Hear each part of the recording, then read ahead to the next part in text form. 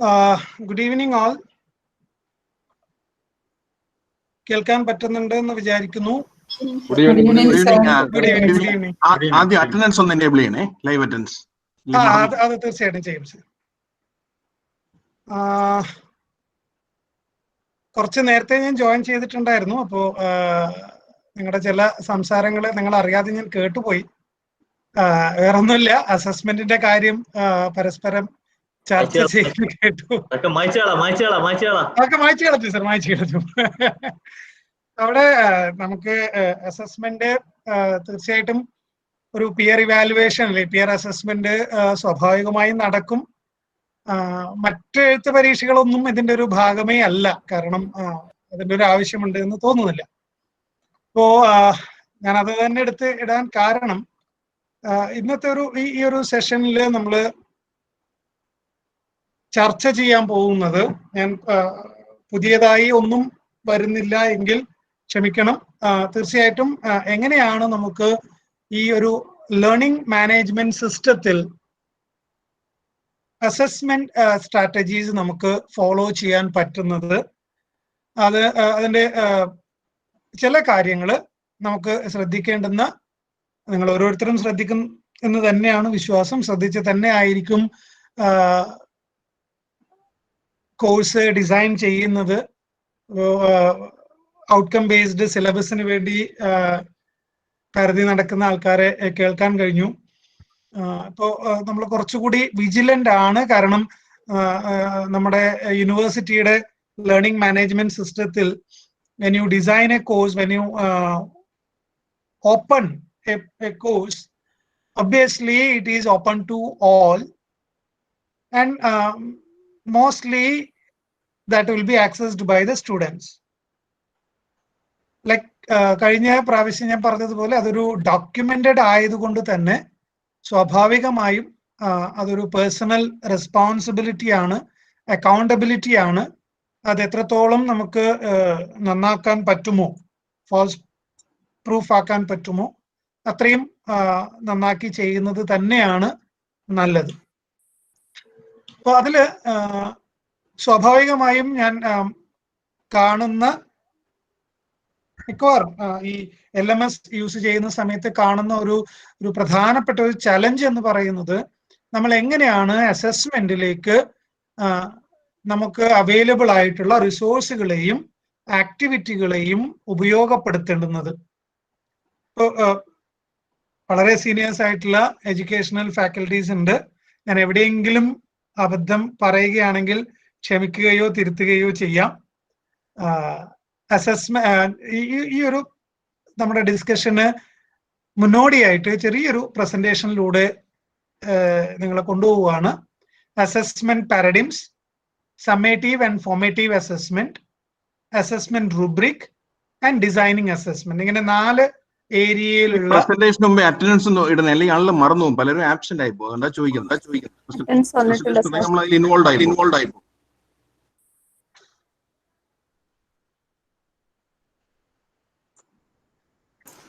വിനോജ് പറഞ്ഞത് വളരെ കറക്റ്റ് ആണ്. നമ്മൾ പിന്നെ ശ്രദ്ധിക്കില്ല. Let me try.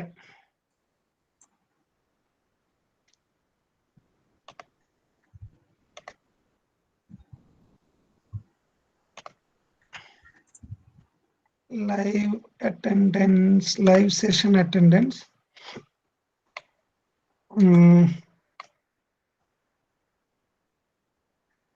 Add session, 11th time, 4 o'clock to 17:30.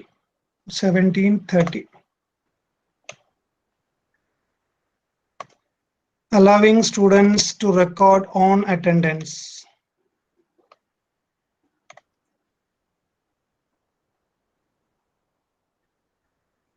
ഇപ്പൊ ഒന്ന് ചെക്ക് ചെയ്യാവോ സർ?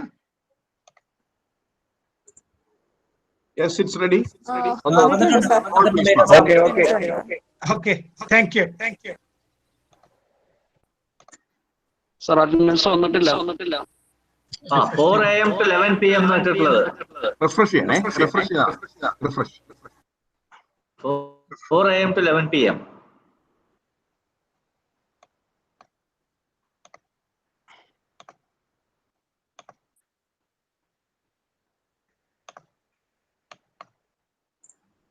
അത് കറക്റ്റ് ചെയ്യേണ്ടി വരും 4 AM to 11 PM 11-ാം തീയതി എന്നാണുള്ളത്. അല്ല, അത് ഹരി റെഗുലർ അറ്റൻഡൻസിൽ പോയതുകൊണ്ട് അത് കാണുന്നത് തന്നെയാണ്. ഒന്ന് റിഫ്രഷ് ചെയ്തോളൂ. ആ സ്ക്രീൻ മാത്രം റിഫ്രഷ് ചെയ്താൽ മതിയോ? റിഫ്രഷ് ചെയ്തോളൂ സർ. അല്ല, ഹരി റെഗുലർ അറ്റൻഡൻസിൽ പോയതുകൊണ്ടാണ് ഈ ലൈവ് അറ്റൻഡൻസിലേക്ക് വരും. Live attendance regular. അതിന്റെ താഴെ നോക്കൂ, അതിന്റെ താഴെ ലൈവ് അറ്റൻഡൻസ് ഉണ്ട്. ഹരി 2 രേഖപ്പെടുത്തണം. താഴെ ലൈവിലാണ് 4 തൊട്ട് 5:30 വരെ എന്ന് കാണിച്ചിരിക്കുന്നത്.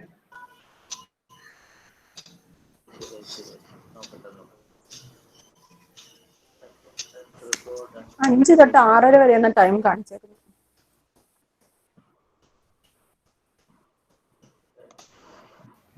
സാറേ, ആ പേജിന്റെ താഴെ ജംപ് എന്ന് പറഞ്ഞിട്ടുണ്ട്. അതിൽ ക്ലിക്ക് ചെയ്താൽ ലൈവ് അറ്റൻഡൻസിലേക്ക് പോകും. ലൈവ് അറ്റൻഡൻസ് സാധാരണ സബ്മിറ്റ് ചെയ്യുന്ന പോകലാണ്. ഇപ്പൊ പുതിയൊരു വിൻഡോ ഓപ്പൺ ആയി വന്നു. Save changes. അല്ലാതെ പ്രസന്റ് കൊടുത്താൽ മതി.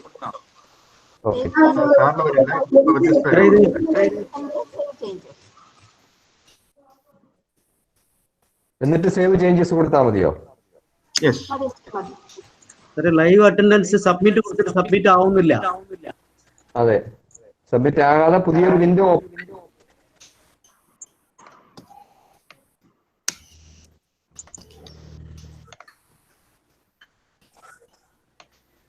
ഇപ്പോ ഒത്തിരി പേര് ചെയ്തല്ലോ.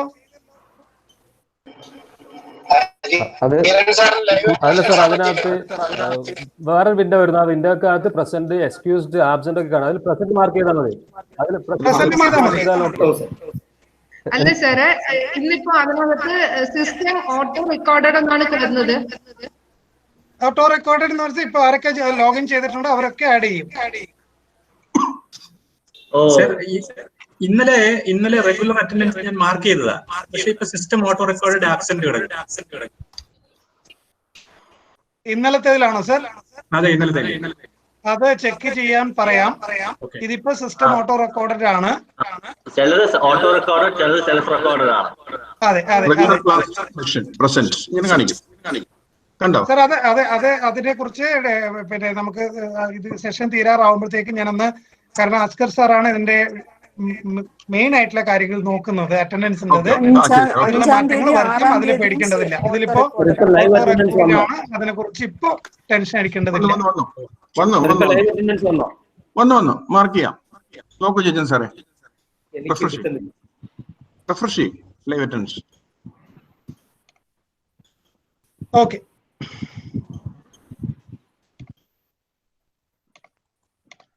അപ്പോൾ നമ്മൾ ഈ ഒരു പ്രസന്റേഷൻ ഫോക്കസ് ചെയ്യുന്നത്, ഡിസ്കഷന് വേണ്ടി ഫോക്കസ് ചെയ്യുന്നത് assessment paradigms, summative and formative assessment, assessment rubric and designing assessment. ഇപ്പോൾ സ്വാഭാവികമായും അസസ്മെന്റിനെ കുറിച്ച് സംസാരിക്കുന്ന സമയത്ത് നമ്മുടെ മുന്നിലേക്ക് വരുന്ന ചില വാക്കുകളാണ് ടെസ്റ്റ്, മെഷർമെന്റ്, അസസ്മെന്റ്, ഇവാലുവേഷൻ. സ്വാഭാവികമായും എല്ലാവർക്കും പരിചയമുള്ള ഒരു കാര്യം തന്നെയാണ് ഇവാലുവേഷൻ എന്ന് പറയുന്നത്. It is A broader umbrella which include measurement and assessment.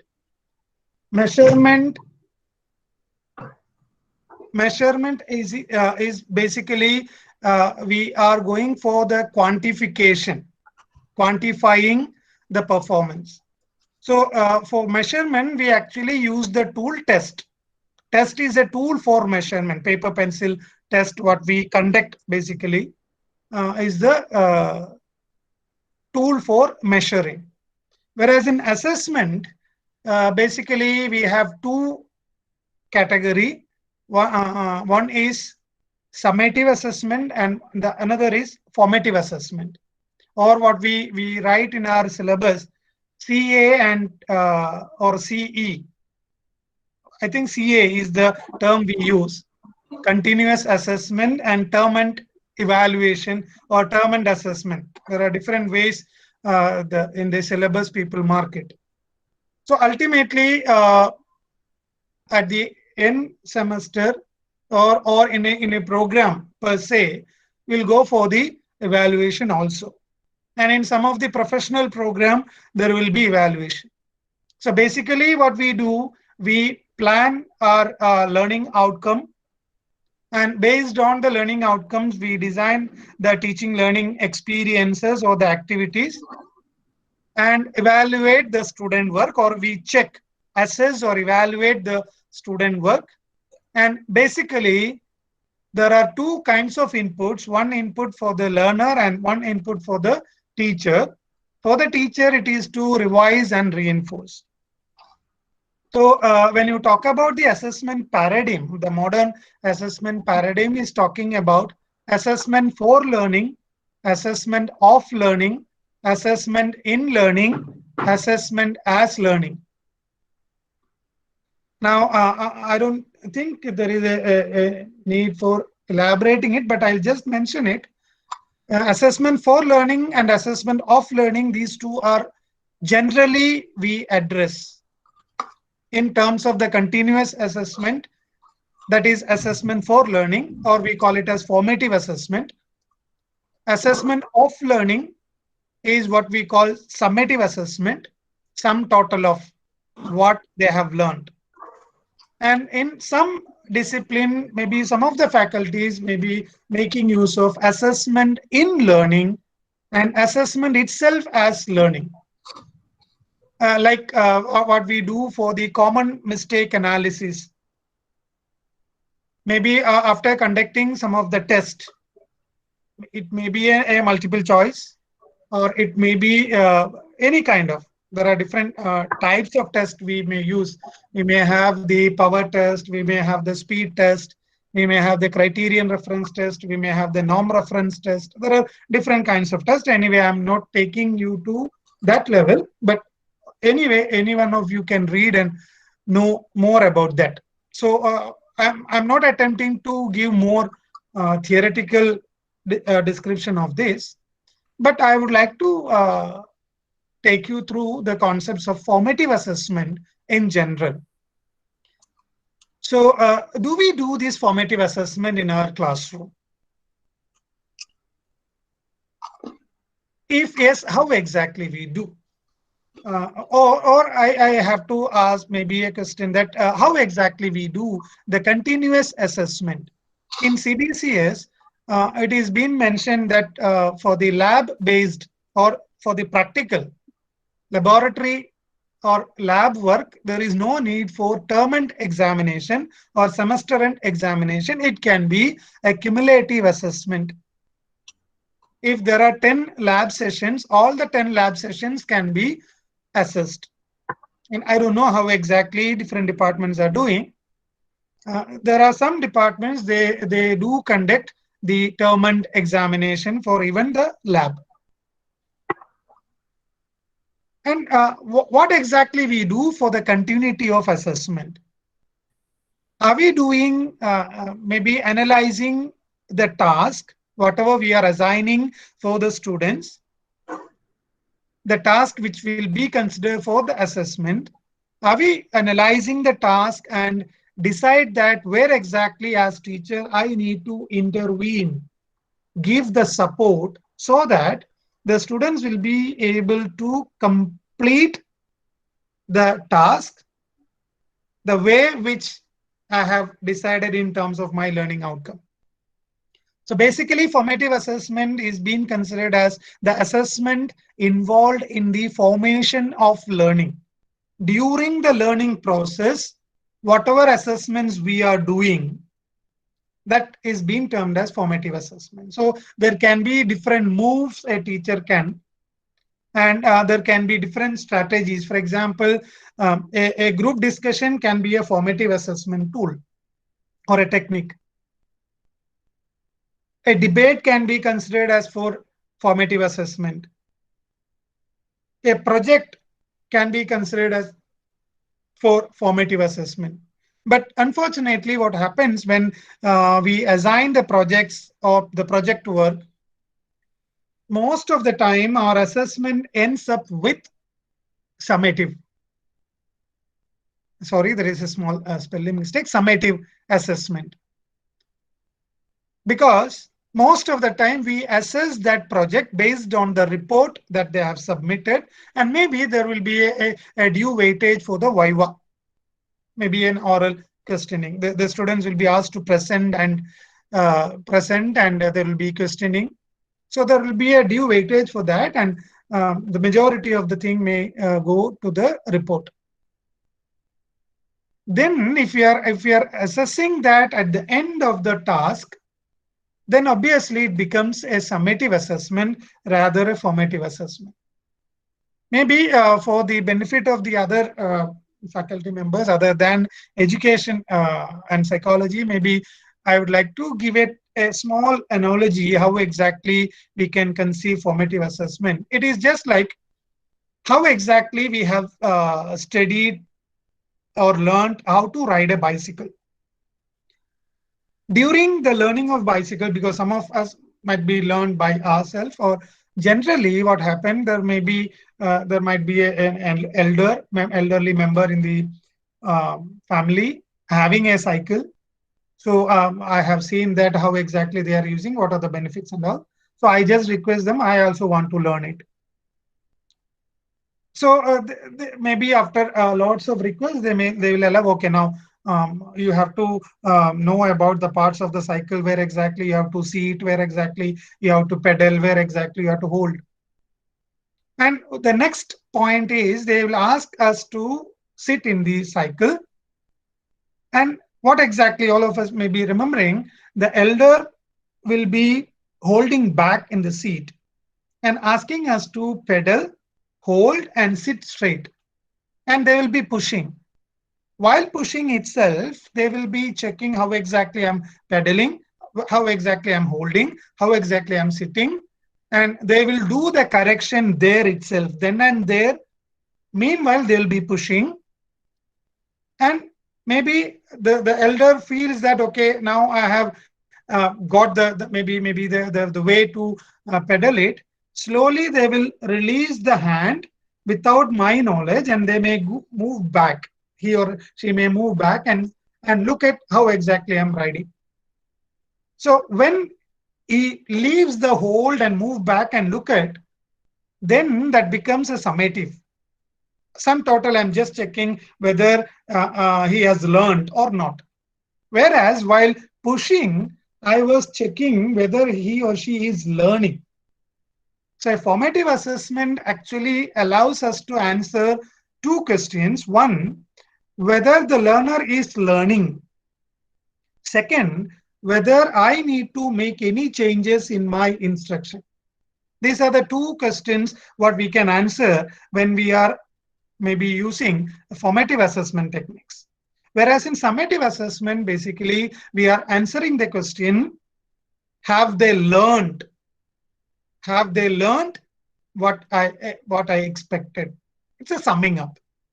So most of the time, our paper pencil test is a summative assessment, the term and examination. We are assessing what they have learned. Whereas we have to give more preference or more emphasis for how exactly they are learning. Even in the first session also, I was mentioning about the learning schedule or learning path. So the formative and summative point, we can think of how exactly some of our activities or some of our tools in Moodle platform we can design so that I can have. I completely agree. There may be maybe the points raising that will the formative assessment, will it be feasible throughout? It may not be because of the system constraints or the platform constraint. We may not be able to involve then and there. In a face-to-face classroom, yes, I have. Whereas, but can we make use of the tools like resources and activities, putting in a particular sequence so that I can have a kind of formative assessment?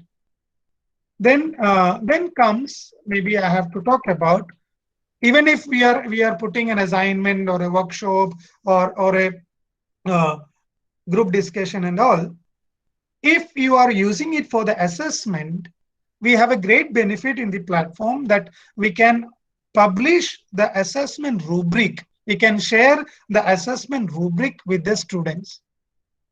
So the advantage of a rubric is, as most of you know, that it itself can become a motivation for some of our students.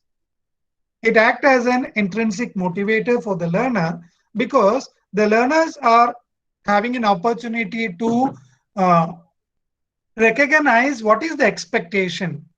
What do my teacher expect from this particular assessment or this particular task, and how exactly I need to prepare. So I hope some of us may be using the rubric for assessment. If not, maybe you can give a try in Moodle itself, Moodle platform itself. Maybe I'll show it how exactly you can do it. I'll take an assignment and I'll show you how exactly we can do that. So an assessment rubric is basically a matrix of the criteria and the parameters that we use to assess a particular task. And for example, right now in front of your screen, you have a rubric. I will not say that this is the best, but I have just collected from the Google, and just for the discussion I have presented. This is a rubric which is being meant for assessing a presentation, where in that presentation, the teacher has already intimated that the body language, eye contact, introduction and closure, pacing, poise, and voice. There are 6 criteria to assess this particular presentation. So if the presentation is being taken for assessment, if I can share with the students, these are the criteria with which your presentation is going to be assessed, I hope there will be advantage for the learners. And we are not saying that for body language, I will give 10 marks, eye contact, 5 marks, introduction and closure, 10 points, pacing, poise, voice, maybe 5, 5, 5. I'm not stopping there. Sometimes maybe our teachers may be doing that. Okay, the content, I'll give 20 marks. The presentation, I'll give 20 marks. Like that, you may be suggesting. Now, obviously, from the student side, there will be a question. How can I get 20 out of 20? There, maybe I can explain what is expected for the assessment, where this assessment can be of different levels. Right? Like what you can see in the screen, there are 4 levels. The first level says movement seemed fluid and helped the audience visualize. Second level, made movements or gestures that enhanced articulation. Third one, very little movement or descriptive gestures. And the fourth one, no movement or descriptive gestures. Because the presentation as a skill, if you are assessing, the body language would be a criteria, where I say that the movement seemed fluid and helped the audience visualize. If it is happening like that, you will be given the maximum grade. And how do I give the next grade, maybe the next letter grade or whatever it may be? Made movements or gestures that enhanced articulation will be the next level. And below to that, very little movement. And the least one, no movement or descriptive gestures. So if we can think of the assessment, what we are planning, maybe in 1 or 2 units, it would be a better idea to have a assessment rubric putting inside the course page, so that the learners can go through that and prepare themselves what exactly. And here again, this is only a suggestive.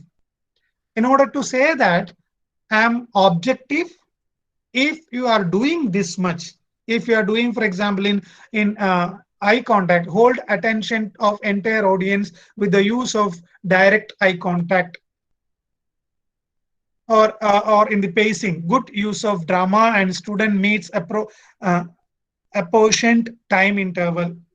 There may be, don't take this as a sample, but just to show that the criteria need to have the descriptors for each level. And I'm just very clearly stating that I have 4 levels of assessment in each criteria.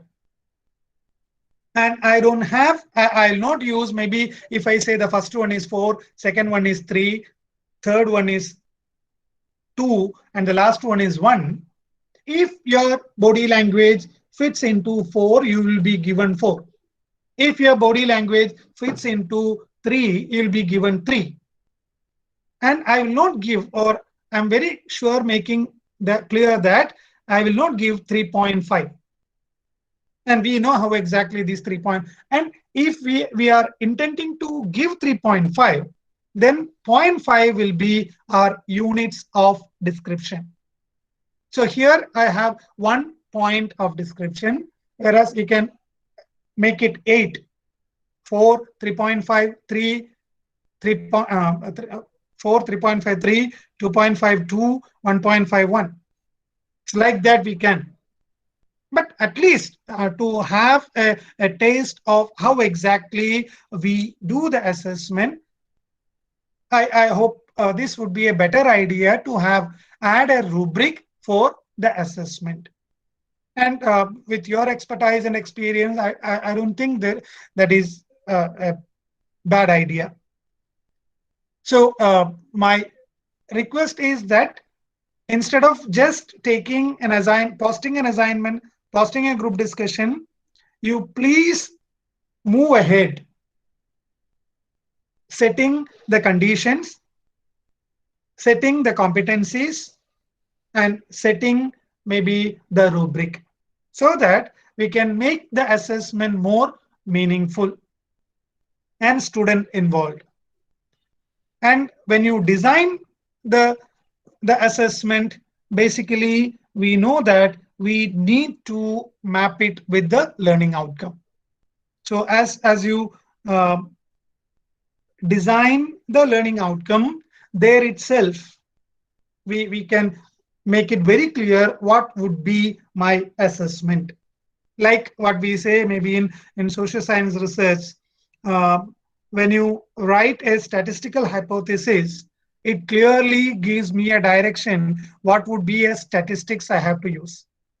So similarly, when you design a learning outcome, a specific learning outcome, SLO, that itself gives you an idea what would be the assessment that I have to use. And maybe in an LMS, the most important thing what we can use is a digital portfolio. Or even I think, I don't know whether it is been demonstrated how to set up a grade book. Because in a single unit, you may have different assessment activities, and you can design your grade book itself. For example, I'm thinking of 4 assessment activities, and the first activity will have 25% weightage. Second activity will have 30% weightage. Third activity 25. Now 80% is over, and fourth activity is 20%. So I can have a cumulative grade giving due weightage for each activity.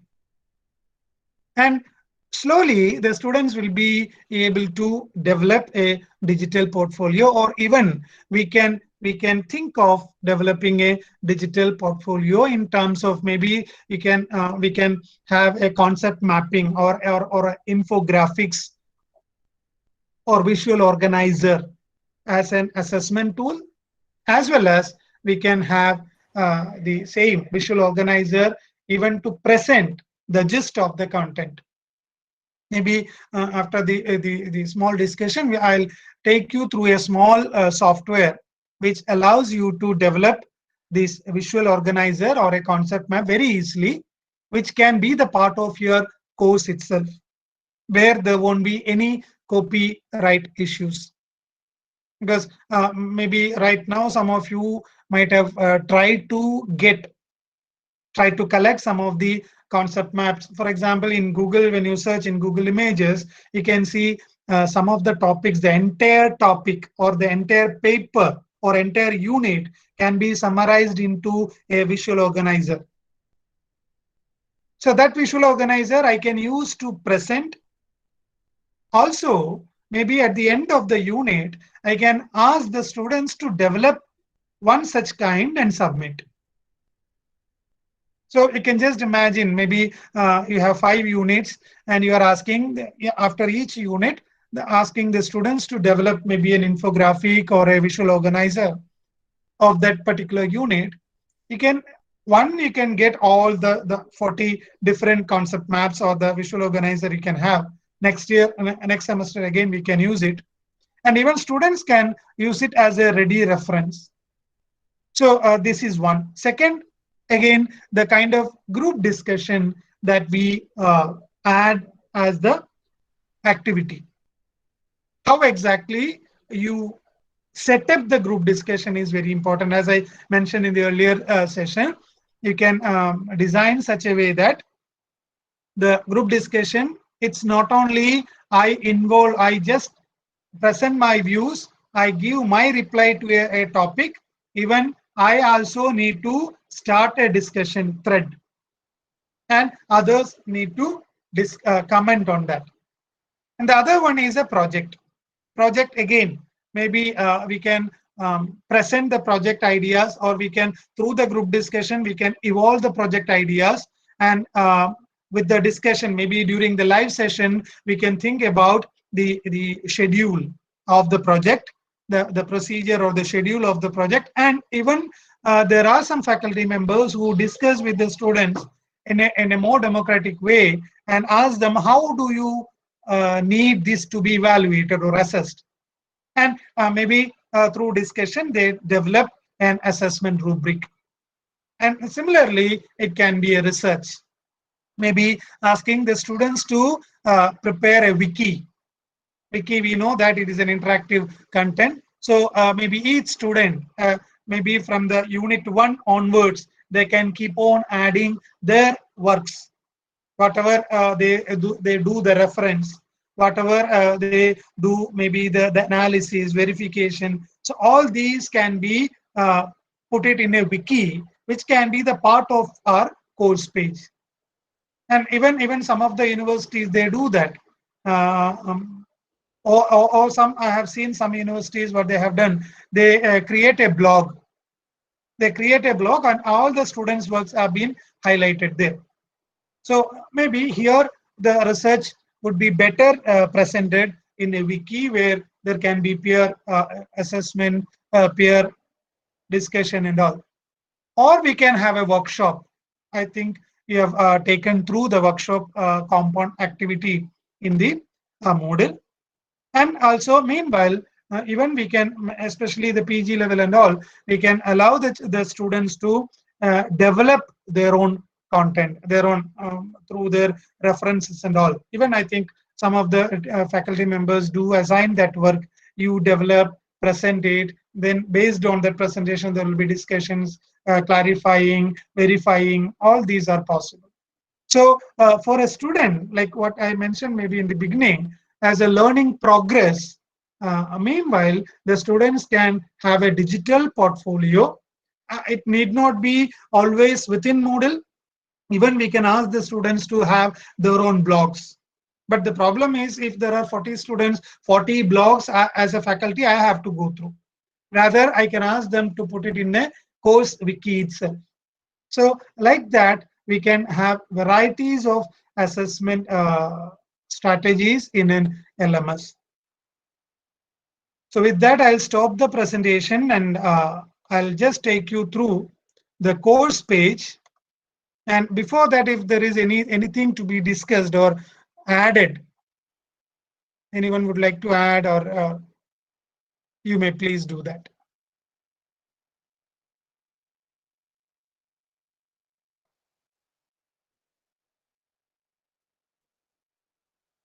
Even during the training program in Kannur University, basically, the Honorable VC was the part of the program. And what they have decided, one, they have decided to review the syllabus and modify, considering, because right now we know we are compelled to make use of the learning management system.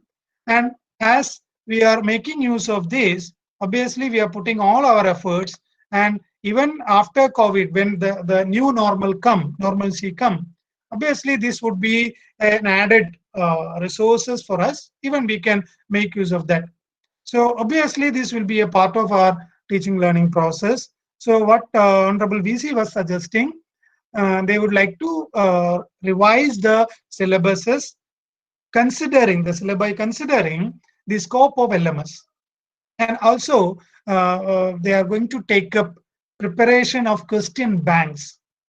In one of the university, what they do, they make the faculty members to prepare the question bank, and at the department level, they go for the shuffling. There are different ways of getting shuffled question papers. So there are different ways in which the learning management system can be made use of.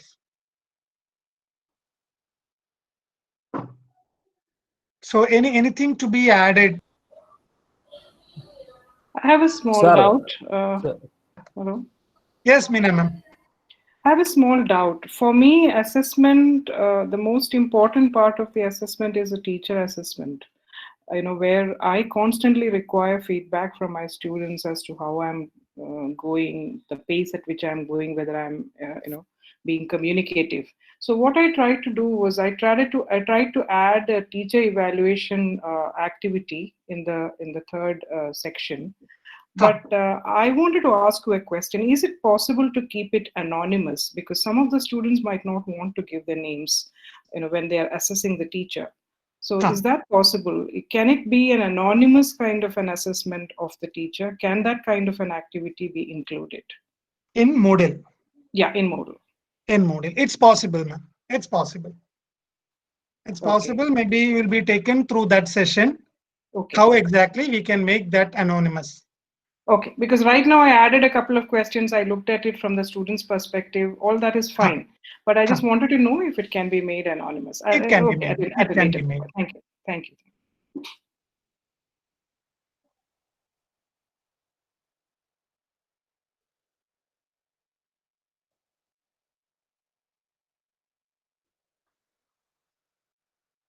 So I hope if there are no questions, I'll just take you through maybe a course page.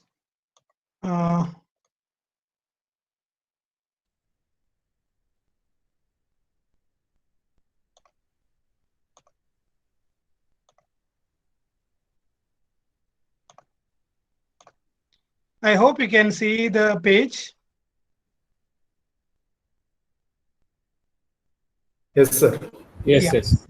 So I'm just taking, see, for example, I'm just taking critical understanding of ICT as a course. This is one of, because you have already developed a course in the University LMS. So this is a Moodle Cloud platform I'm just using. So I'm just clicking on this. This is what you do in order to have the Unit 1 topic, Unit 2, Unit 3, Unit 4 like this will be taking. And in this first unit, I would like to add an assignment. So turn editing on. There may be a small difference from the interface what you are working. So I would like to add an activity or resource. So I'm just adding an assignment. So I have to give an assignment name. Assignment 1 or maybe assignment 5. And I can just mention, please present the reflection on the reading material attached. I'm just giving a sample. I'm asking the students to present their reflection on the reading material. So obviously it will ask whether it need to be displayed in the course page. These are all I'm not dealing detail. You might have already done. So it clearly tells me that I need to attach a file for the reading, and the availability, the allow submission from, and due date. All these you may be looking into. I'm just taking again submission type, online text file submission, maximum number of upload files. So I'll just make it as only one file is needed. Attached type, I can no selection, or I can choose all types, any type of files, or if you are so specific, you can ask them to. Then feedback type, again related to feedback, I will have, maybe you may have to have some discussion.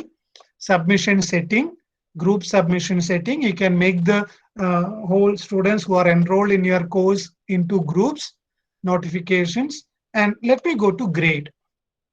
In the grade, I just make it as a grade type. It's a point or none. It can be a scale also. So let me say that it's a point. I'll have 10 points for this particular assignment. Then grading method, simple direct grading. This is what even manually we do. We ask the student to upload the material. We'll see that attachment, or we may download. Maybe some of you are using the Google Classroom, but even in Google Classroom also, we have the scope of rubric. You can have a marking guide or rubric. So I just mentioned grading method as a rubric, and uncategorized grade to pass. Let me mention it as 2. Blind marking, no. Higher grade identity. So all these, let it be like that. Common module setting, restrict access, all these you will be exploring. Save and return to the course. So there is assignment 5. Now when I click on assignment 5,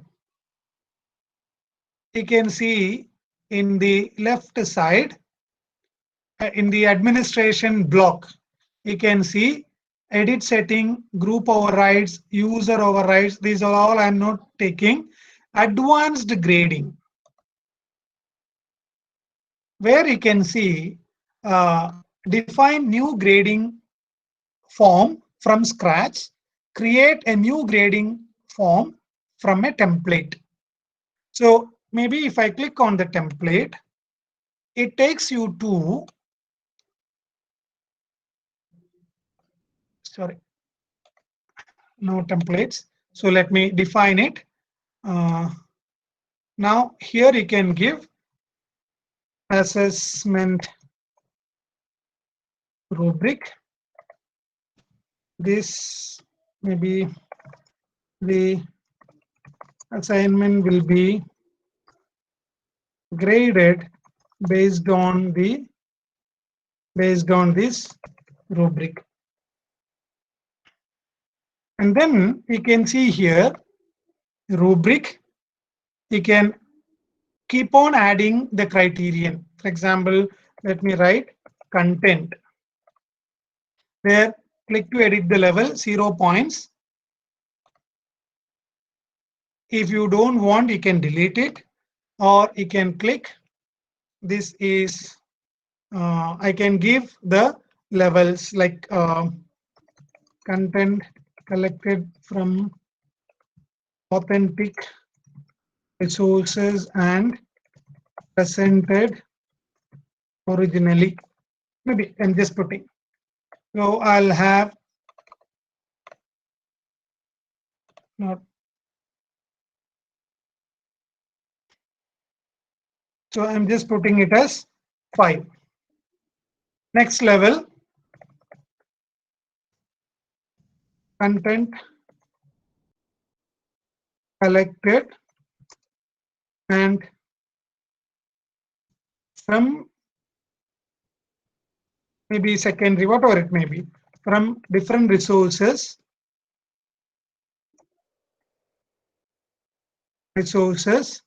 and presented.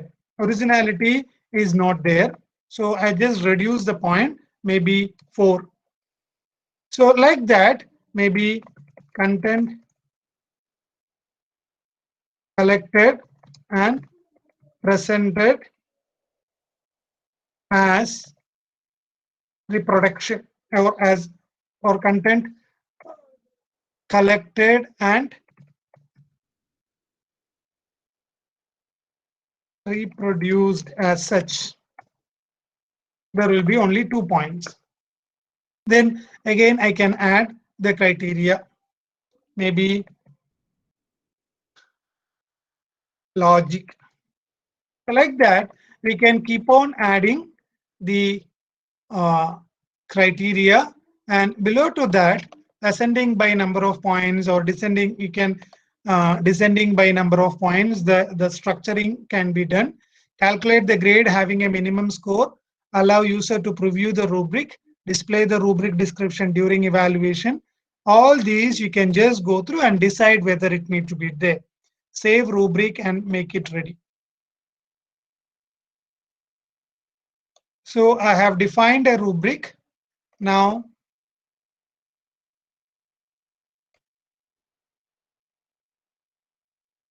I can just go back, assignment 5.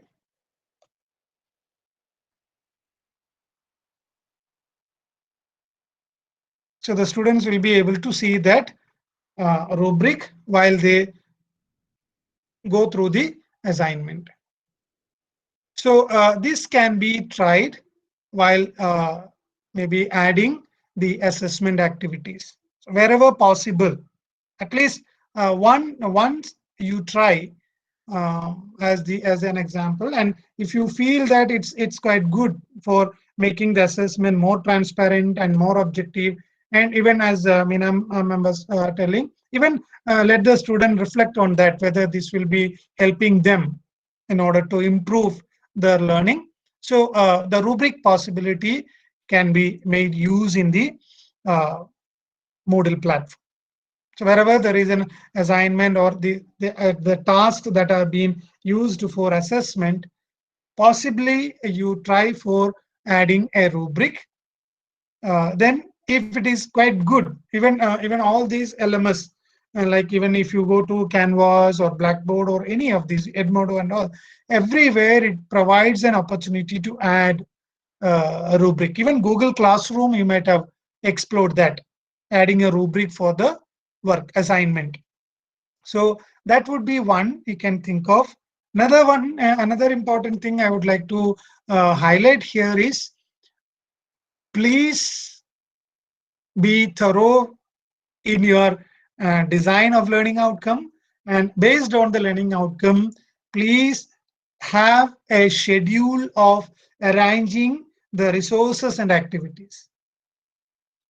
Don't just present so many resources in terms of books, page and all, then have the activities. Rather, it can always be a mix of, it can be a mixture of resources and activities, so that that always help the learner to acknowledge their learning by themselves. Okay, I'm able to complete this particular task. And even I hope you have already looked into while adding the resource or activity, the solid square and the dotted square, you have already you might have already recognized that, which are the areas where I can let the student mark it by themselves, and which are the tasks, which are the resource or activity, the completion, task completion, which are the activities that should done automatically. Once they complete the condition, once they met the condition, then only that will be ticked. So there also I hope you will be taking care while deciding. It's not that you just keep on adding the resources and activities. There will be an intelligent scheduling of the activities and resources.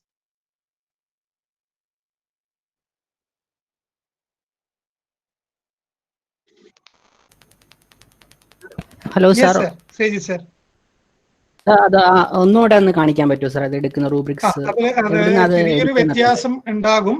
നമ്മുടെ അവിടെയുള്ള LMSന്റെ പ്ലാറ്റ്ഫോമും ഇപ്പൊ ഞാൻ ഉപയോഗിക്കുന്നത് മൂഡിൽ cloud ആണ് ഞാൻ ഉപയോഗിക്കുന്നത്. അതുകൊണ്ടുള്ള ചെറിയൊരു വ്യത്യാസം മാത്രമേ ഉണ്ടാവുള്ളൂ. ഞാൻ ഒന്നുകൂടി കാണിക്കാം. കോഴ്സ് പേജ് കാണാൻ പറ്റുന്നുണ്ട്. നമുക്കറിയാം നമ്മുടെ ഒരു ഒന്നാമത്തെ ഫസ്റ്റ് യൂണിറ്റ്, അല്ലെങ്കിൽ ഞാനിത് രണ്ടാമത്തെ യൂണിറ്റിലേക്ക് ഒന്ന് മാറ്റാം. ടോപ്പിക് 2 ഞാൻ എഡിറ്റ് ചെയ്യുന്നു. യൂണിറ്റ് 2. യൂണിറ്റ് 2ലേക്ക് ഞാനൊരു അസൈൻമെന്റ് ആഡ് ചെയ്യുകയാണ്. അസൈൻമെന്റ് ആഡ് ചെയ്യുന്നു. ഇപ്പോൾ ക്ലിക്ക് ചെയ്യുന്ന സമയത്ത് നമുക്ക് അസൈൻമെന്റിന് ഒരു നെയിം വേണം. അസൈൻമെന്റ് 1 എന്ന് എഴുതുന്നു. ആ അസൈൻമെന്റിന്റെ ഒരു ഡിസ്ക്രിപ്ഷൻ നമുക്ക് അവിടെ കൊടുക്കാം. എന്താണ് ഈ ഒരു അസൈൻമെന്റ് എന്നുള്ളത് അവിടെ ടൈപ്പ് ചെയ്ത് വെക്കാം. അതിനുശേഷം ആ അസൈൻമെന്റ് കംപ്ലീറ്റ് ചെയ്യുന്നതിലേക്ക് ഏതെങ്കിലും തരത്തിലുള്ള റിസോഴ്സുകൾ, ഏതെങ്കിലും തരത്തിലുള്ള മെറ്റീരിയലുകൾ ആവശ്യമുണ്ടെങ്കിൽ അത് ഇതിലേക്ക് ആഡ് ചെയ്ത് കൊടുക്കാം. അത് ഏത് രീതിയിലുള്ള ഫയലും ആകാം. അതൊരു വീഡിയോ ആകാം, അതൊരു ടെക്സ്റ്റ് ഫയൽ ആകാം. ഏത് രീതിയിലുള്ള മെറ്റീരിയലും നമുക്ക് ഈ ഒരു അസൈൻമെന്റ് കംപ്ലീറ്റ് ചെയ്യുന്നതിലേക്ക് എന്തൊക്കെയാണോ റിസോഴ്സസ് ആവശ്യമായിട്ടുള്ളത് അത് വേണമെങ്കിൽ നമുക്കിവിടെ ആഡ് ചെയ്ത് കൊടുക്കാം. അതിനുശേഷം ആ അസൈൻമെന്റ് എത്ര സമയത്തേക്കാണ് അവൈലബിൾ ആക്കുന്നത് എന്നും അതും ഇപ്പോൾ സാധാരണ ഫാക്കൽറ്റി മെമ്പേഴ്സ് നമ്മളിപ്പോൾ സാധാരണ ചെയ്യുക 4 ദിവസത്തിനുള്ളിൽ സബ്മിറ്റ് ചെയ്യണം എന്ന് പറയും. ചില ആൾക്കാരെങ്കിലും അങ്ങനെ അല്ലാതെ കുട്ടികളോട് ചോദിക്കും ഇത് എപ്പോഴാണ് സബ്മിറ്റ് ചെയ്യാൻ പറ്റുന്നത്.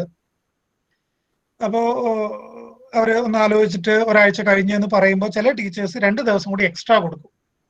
പക്ഷെ അങ്ങനെ കൊടുക്കുന്ന ടീച്ചേഴ്സ് ആ 2 ദിവസം കഴിഞ്ഞാൽ ഷാർപ്പായിട്ട് അത് ക്ലോസ് ചെയ്യും. പിന്നെ അവർക്ക് എക്സ്ക്യൂസ് ഉണ്ടാവില്ല. നേരെ മറിച്ചിപ്പോ ഒരാഴ്ച കഴിഞ്ഞ് സബ്മിറ്റ് ചെയ്യണമെന്ന് പറഞ്ഞാൽ അവിടെ സാധാരണ നമുക്കറിയാം ഒരാഴ്ച കഴിയുമ്പോൾ എക്സ്ക്യൂസ് കൊണ്ട് കുട്ടികൾ വരും.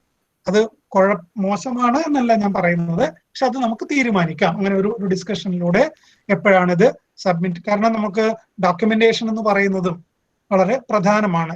പ്രത്യേകിച്ച് ഓൺലൈൻ ആവുന്ന സമയത്ത് ഇന്നലെ ഒരു സാറ് പറഞ്ഞത് അവരുടെ ഡിപ്പാർട്ട്മെന്റില്, കേരള യൂണിവേഴ്സിറ്റിയിലല്ല വേറൊരു യൂണിവേഴ്സിറ്റിയില്, ഡിപ്പാർട്ട്മെന്റിലെ HOD പറഞ്ഞിരിക്കുന്നത് നിങ്ങൾ ഓൺലൈൻ ക്ലാസ് എടുക്കുന്നത് ഇതിന് തെളിവ് വേണം.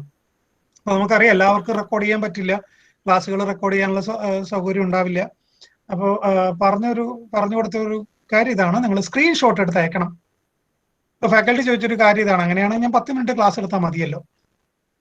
അപ്പോൾ എവിഡൻസ് എന്ന് പറയുന്നത് പ്രത്യേകിച്ച് നമ്മൾ ഈ അക്രഡിറ്റേഷന്റെയും ഒക്കെ ഭാഗമായി നിൽക്കുന്നതുകൊണ്ട് ഈവൻ IQAC പോലും ചിലപ്പോൾ എവിഡൻസുകൾ ചോദിക്കാറുണ്ട് നമ്മുടെ ടീച്ചിങ് ലേണിംഗ് പ്രോസസ്സിനൊക്കെ. അപ്പൊ അതിന് നമുക്ക് തീർച്ചയായിട്ടും അതിന്റെ ടൈം ഫ്രെയിം ഫിക്സ് ചെയ്യാം.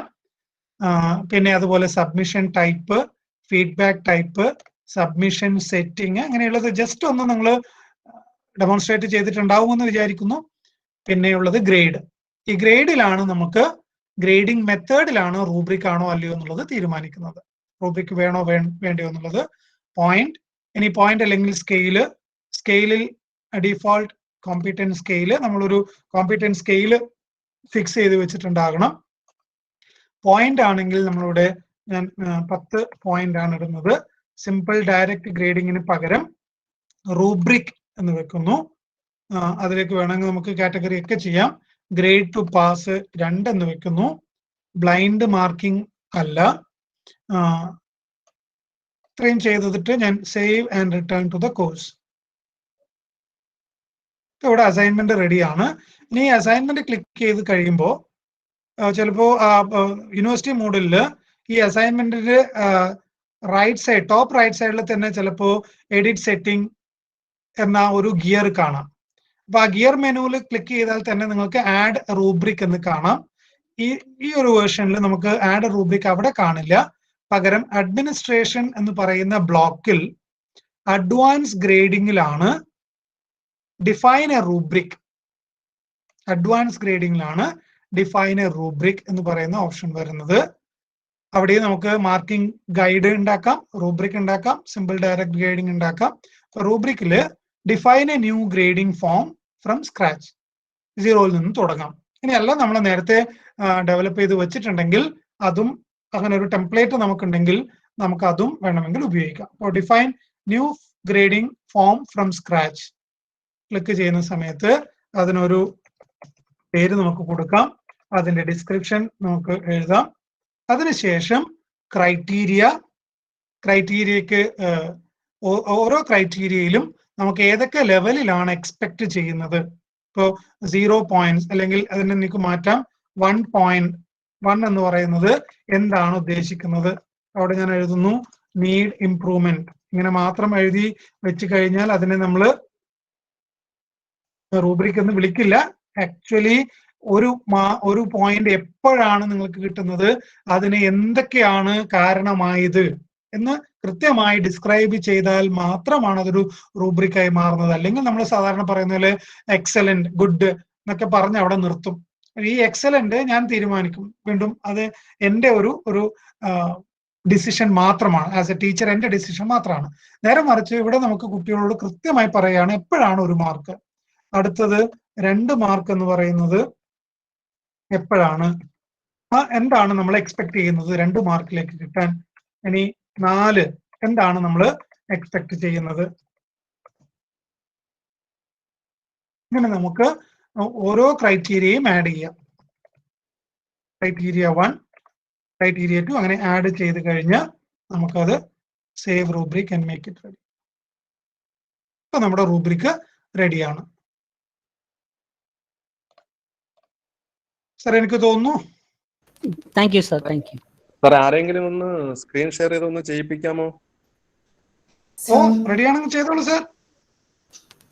ആരെങ്കിലും ഒരാൾ ചെയ്യുന്നുണ്ടെങ്കിൽ വളരെ നല്ലത്. അതായിരിക്കും കുറച്ചുകൂടി ബെറ്റർ ആവും തോന്നുന്നു.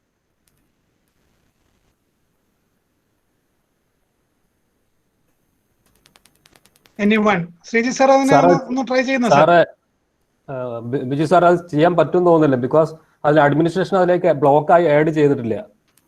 അഡ്മിനിസ്ട്രേഷൻ ബ്ലോക്കായി ആഡ് ചെയ്യുമ്പോഴല്ലേ അതിലേക്ക് നമുക്ക് അഡ്വാൻസ്ഡ് സെറ്റിംഗ്സിലേക്ക് പോകാൻ പറ്റുള്ളൂ. ഞാനൊന്ന് നോക്കട്ടെ. അത് അവൈലബിൾ ആണ്. ടീച്ചർ ലോഗിനിൽ അവൈലബിൾ ആയിരിക്കും സാർ. അത് അതെ, അവൈലബിൾ ആണ് സാർ. അത് അവൈലബിൾ ആയിരിക്കും. Okay sir.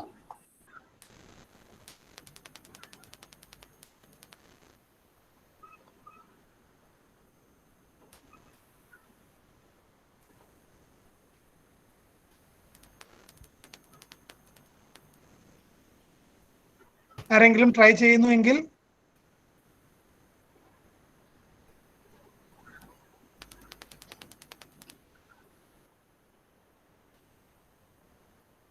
ഹലോ താജുദ്ദീൻ സാറേ. സാറേ ഞാൻ LMS തുറന്നിരിക്കുന്നത് കമ്പ്യൂട്ടറിലാണ്, ഇത് കേൾക്കുന്നത് മൊബൈലിലുമാണ്. അതാണ്. അത് അത്രയും ബുദ്ധിമുട്ടുണ്ടാവില്ല. അത് ഏത് സമയത്ത് നമുക്ക് സപ്പോർട്ട് ചെയ്യാം, ഒരു കുഴപ്പമില്ല. അനിൽ സാർ ചെയ്യട്ടെ.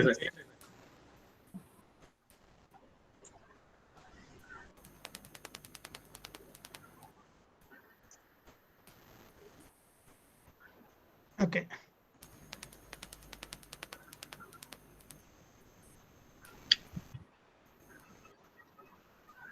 Turn editing on.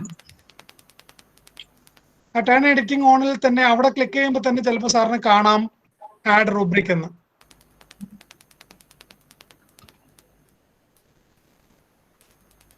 അത് ഫുൾ സ്ക്രീൻ ആക്കും, ഒന്നും കണ്ടുകൂടെ? ചെറുതാണ്.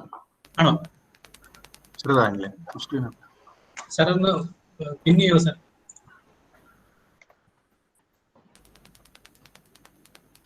ഞാനിപ്പോ ഫുൾ ഇതിലാണ് നിൽക്കുന്നത്.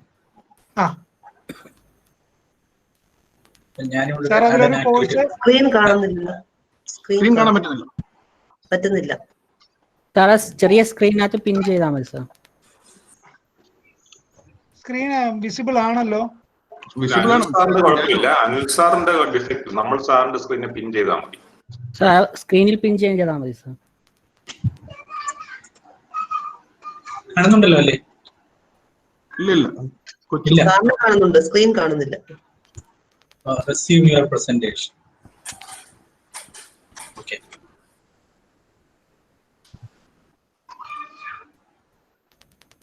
Okay. Presenting to everyone വരുന്നുണ്ട്. മറ്റേ പേജിലോട്ട് പോ. ഇപ്പൊ കാണാം. കാണുന്നുണ്ട്. Okay. Yeah. And then module 1 I'm going to add a new assignment. Add an activity or resource. Assignment. And പതുക്കെ പോയാൽ ഒരുപാട് വേഗത വേണ്ട. പതുക്കെ വേഗത കുറച്ച് പോകും. ആഡ്. ഇത് നമ്മൾ ഓൾറെഡി ചെയ്തതാണ്, നേരത്തെ ചെയ്തിട്ടുണ്ട്. ഞാനിവിടെ അസൈൻമെന്റ് 2 എന്ന് കൊടുക്കും. Assignment 2.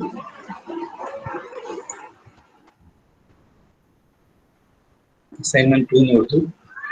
അപ്പോൾ ഇതെനിക്ക് തോന്നുന്നു ഇവിടെ ഓൾറെഡി ഒരു അസൈൻമെന്റ് ഇരിക്കുന്നുണ്ട്, ആ സ്റ്റെപ്പ് എല്ലാം വരുന്നുണ്ട്. I'll just do it. I'll cancel this.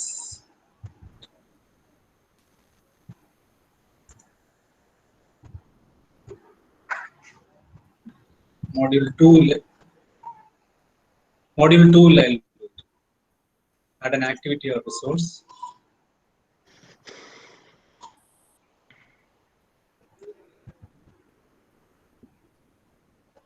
Module 2, add an activity or resource. Assignment. Add in.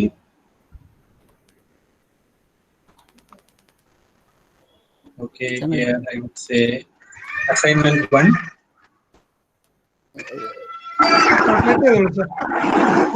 Sorry? No, yes, go ahead, sir. Go ahead. Okay. I'll just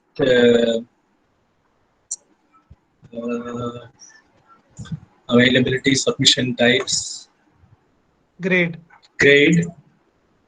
Here, this is simple direct grading. I'll change to rubric. And then grade to pass and all, probably maximum grade is not needed at all. Is not needed. So I'll just say save and return to course. Yes. So I have my assignment 2 here. Yeah. Click on that, sir. Yeah. Okay. Now click on the gear. Right side. Okay. Assignment 2. Yeah. Where you can see define advanced grading, define rubric. Yeah. Here is where we have to change. Yes. Define rubric. So here I will say define rubric. Can give a name. Yeah. So, say originality.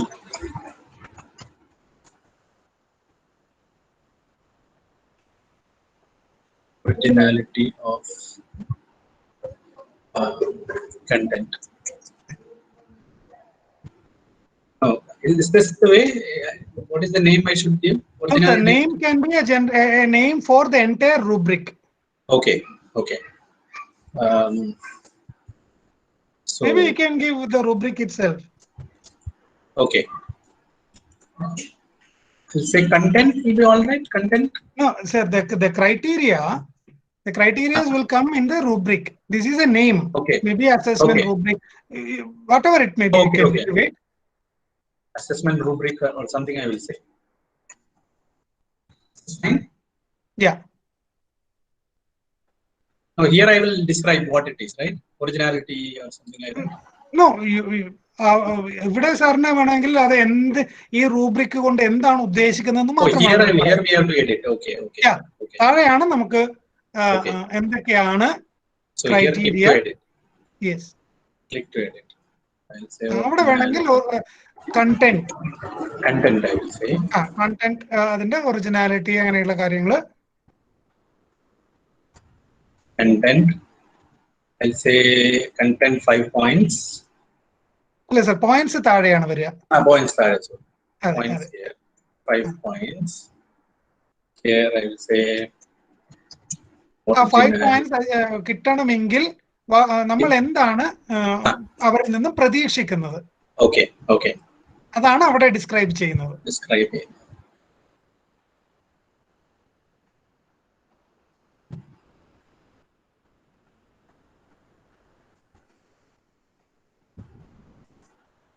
Content is original. Is that okay? Shall I say? As an example, it would be okay. 2 points. Then I'll say content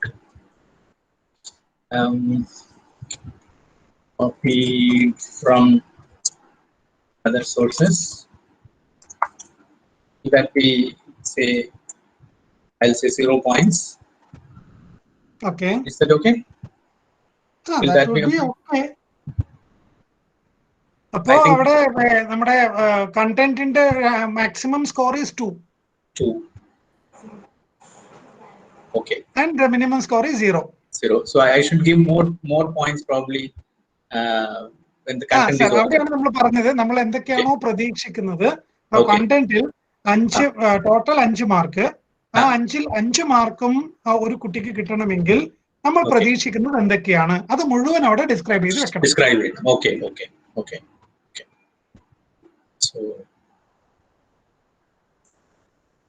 So this I'll give 5.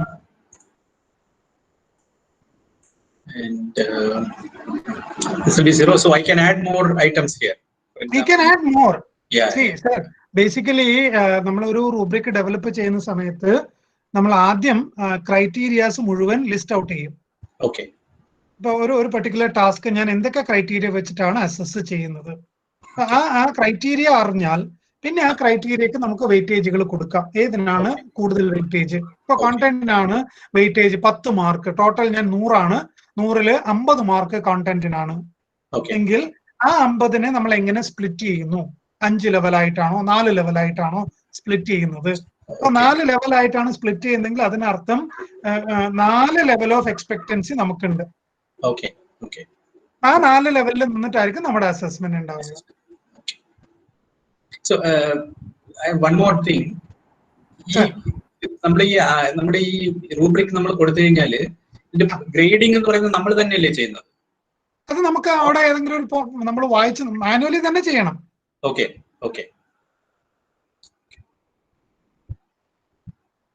പക്ഷെ നമുക്ക് ഇവിടെ ഉള്ളൊരു ഗുണം, നമ്മളെ മുഴുവൻ കാര്യങ്ങളും നമ്മുടെ മനസ്സിൽ വെക്കുന്നതിന് പകരം ഈ ഒരു അസൈൻമെന്റിന് ഏതൊക്കെ അടിസ്ഥാനത്തിലാണ് ഇവരെ ഗ്രേഡ് ചെയ്യുന്നത് എന്ന് കുട്ടികൾക്ക് നേരത്തെ അറിയാൻ പറ്റും. Okay. Understand. So now once I make all these, then I can save rubric and make it ready. Yes. Okay. Sir ഒരു സംശയം സാർ, ഈ മാനുവലി ചെയ്യാതെ നമ്മൾ ഇപ്പൊ ഇത്രയും നമ്മൾ ഇപ്പൊ ഒരു അനാലിസിസ് പാർട്ട് വേണം, കണ്ടന്റ് വേണം, റിവ്യൂ വേണം, മെത്തഡോളജി വേണം, കൺക്ലൂഷൻ വേണം, ഇങ്ങനെ പറഞ്ഞു കഴിഞ്ഞാൽ നമ്മൾ അതുകൊണ്ട് നമുക്ക് ഇത്രയും പാർട്സ് ഉണ്ടോ എന്ന് മാനുവലി അല്ലാതെ ചെയ്യിക്കാൻ സാധ്യത ഉണ്ടോ? സാർ ഉദ്ദേശിക്കുന്നത് മൂഡിൽ തന്നെ അത് പിന്നെ കണ്ടെത്തി തരുമോ എന്നുള്ളതല്ലേ സർ? അതെ. ബൈ ഡിഫോൾട്ട് ഇപ്പൊ നമുക്കത് പിന്നെ മൂഡിലിൽ സാധ്യമല്ല സർ. അതെ, ഇപ്പൊ ചില ടെക്നോളജി കുറച്ചും കൂടി നന്നായി അറിയുന്നവര് പറയുന്നത് വേണമെങ്കിൽ അതും ചെയ്തെടുക്കാം. കാരണം മൂഡിൽ എന്ന് പറയുന്നതിന്റെ ഒരു സാധ്യത ഓപ്പൺ സോഴ്സ് ആണ്.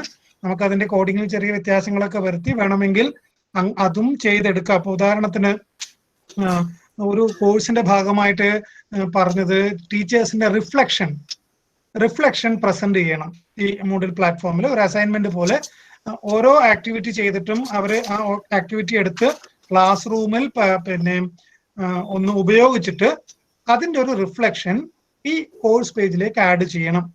അപ്പോൾ ഉടനെ വേറൊരു എക്സ്പേർട്ട് പറഞ്ഞത് അങ്ങനെയാണെങ്കിൽ അത് മൂഡിൽ തന്നെ ഇവാലുവേറ്റ് ചെയ്യുന്ന രീതിയിലാക്കാൻ പറ്റുമോ എന്ന് ചോദിച്ചപ്പോൾ ടെക്നിക്കലി വളരെ കമ്പ്യൂട്ടർ ടെക്നോളജി ഒക്കെ കോഡിംഗ് ഒക്കെ അറിയുന്ന ആൾ പറഞ്ഞത് വേണമെങ്കിൽ അത് ചെയ്യാം, പക്ഷേ അത് ചെയ്യുമ്പോൾ ഒരു ബുദ്ധിമുട്ടെന്ന് പറയുന്നത് സർ, അപ്പോ ഒരു ഡിസ്ക്രിപ്റ്റീവ് ഐറ്റം ആണെങ്കിൽ ആ ഡിസ്ക്രിപ്റ്റീവ് ഐറ്റത്തിൽ പല കീവേഡ്സ് ഉണ്ടാവും. അങ്ങനെയുള്ള കീവേഡുകൾ മുഴുവൻ നമുക്ക് ഇതിലേക്ക് കോഡ് ചെയ്ത് കൊടുക്കേണ്ടി വരും. അപ്പൊ അവിടെ നമുക്ക് വരുന്ന ഒരു പ്രശ്നം ഈ നേരത്തെ പറഞ്ഞ ഒറിജിനാലിറ്റി എന്ന് പറയുന്നത് അത് നമ്മൾ തീരുമാനിക്കുന്നത് പോലെ ആയി പോകും. കാരണം കുട്ടികൾക്ക് അവരവരുടേതായ വൊക്കാബുലറി വെച്ച് ചെയ്യാം. പക്ഷെ സാറ് ചോദിച്ച ആ പിന്നെ സ്ട്രക്ചർ ഉണ്ടോ എന്ന് വേണമെങ്കിൽ നമുക്കത് സ്ട്രിക്റ്റ് ആക്കി ഇന്ന സ്ട്രക്ചറുകൾ വേണം എന്ന് പറഞ്ഞു വെക്കാം. Sir hello sir. സർ അതിനകത്ത് ടെംപ്ലേറ്റ് ആയിട്ട് ആഡ് ചെയ്യാന്ന് പറയുമ്പോൾ either we can type in Word and make it as a PDF file, then we can drag and drop. Yes. That will be easy, no? That also possible, ma'am. Okay, thank you, sir. Shall I stop presenting? Sir വേറെ എന്തെങ്കിലും ചെയ്തോളൂ. അതിന്റെ വേറെ ഏതെങ്കിലും ഇല്ലെങ്കിൽ നമുക്ക് presentation stop ചെയ്യാം. വേറെ ഏതെങ്കിലും പോയിന്റ് ഡിസ്കഷൻ ആവശ്യമുണ്ടെങ്കിൽ. Thank you sir. Thank you Anil sir. Okay.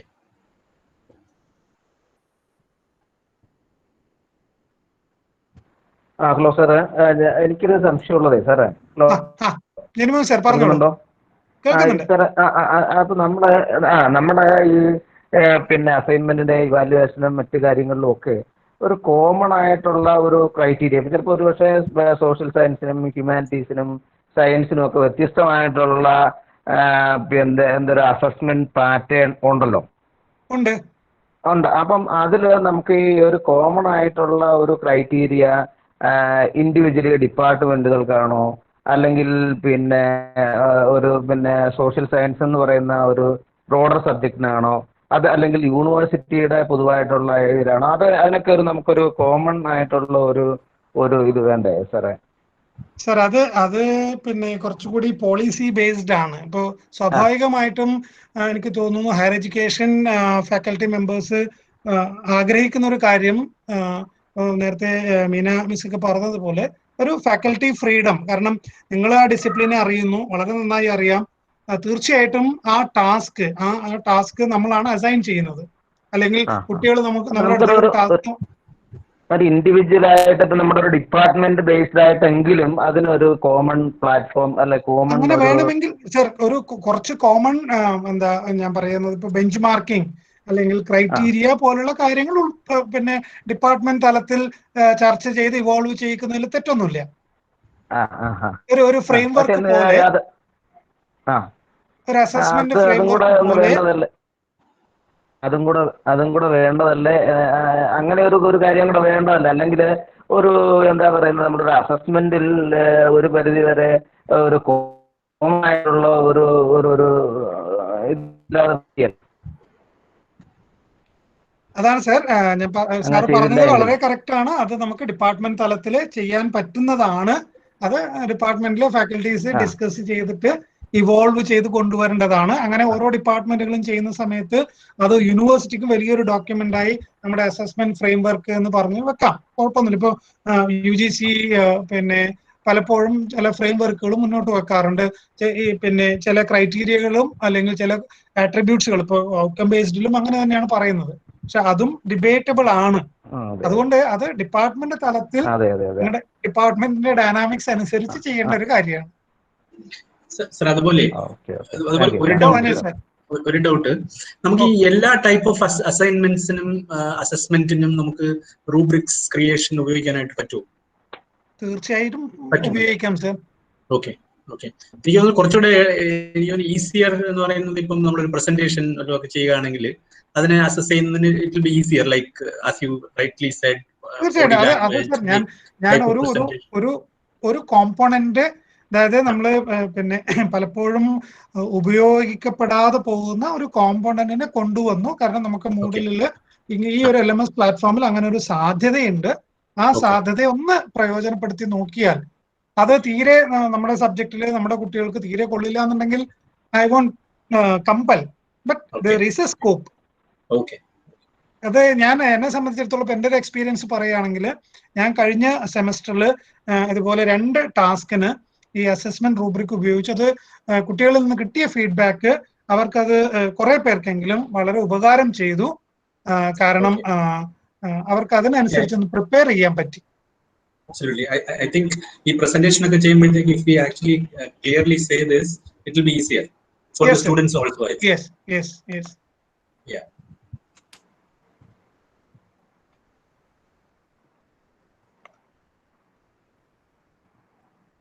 Pramod sir, thank you. Pramod sir ഇന്നലെ ക്വിസിന് വേണ്ടി ഒരു റൂബ്രിക് ഉണ്ടാക്കിയിട്ടുണ്ട്. തീർച്ചയായിട്ടും ഇത് തന്നെയാണ് നമ്മൾ ഇതിനകത്ത് ഡിഫൈൻ ചെയ്ത് വെച്ചിട്ടുള്ള കാര്യങ്ങൾ നമ്മുടേതായ രീതിയിൽ എങ്ങനെയാണ് ഉപയോഗിക്കാൻ പറ്റുക എന്നുള്ളത് ഓരോരുത്തരും ശ്രമിച്ചാൽ പറ്റുന്നേ ഉള്ളൂ. അത് പൊതുവായ ഒരു സെഷനിൽ വരുമ്പോൾ ഞാനത് പറഞ്ഞു എന്ന് മാത്രം.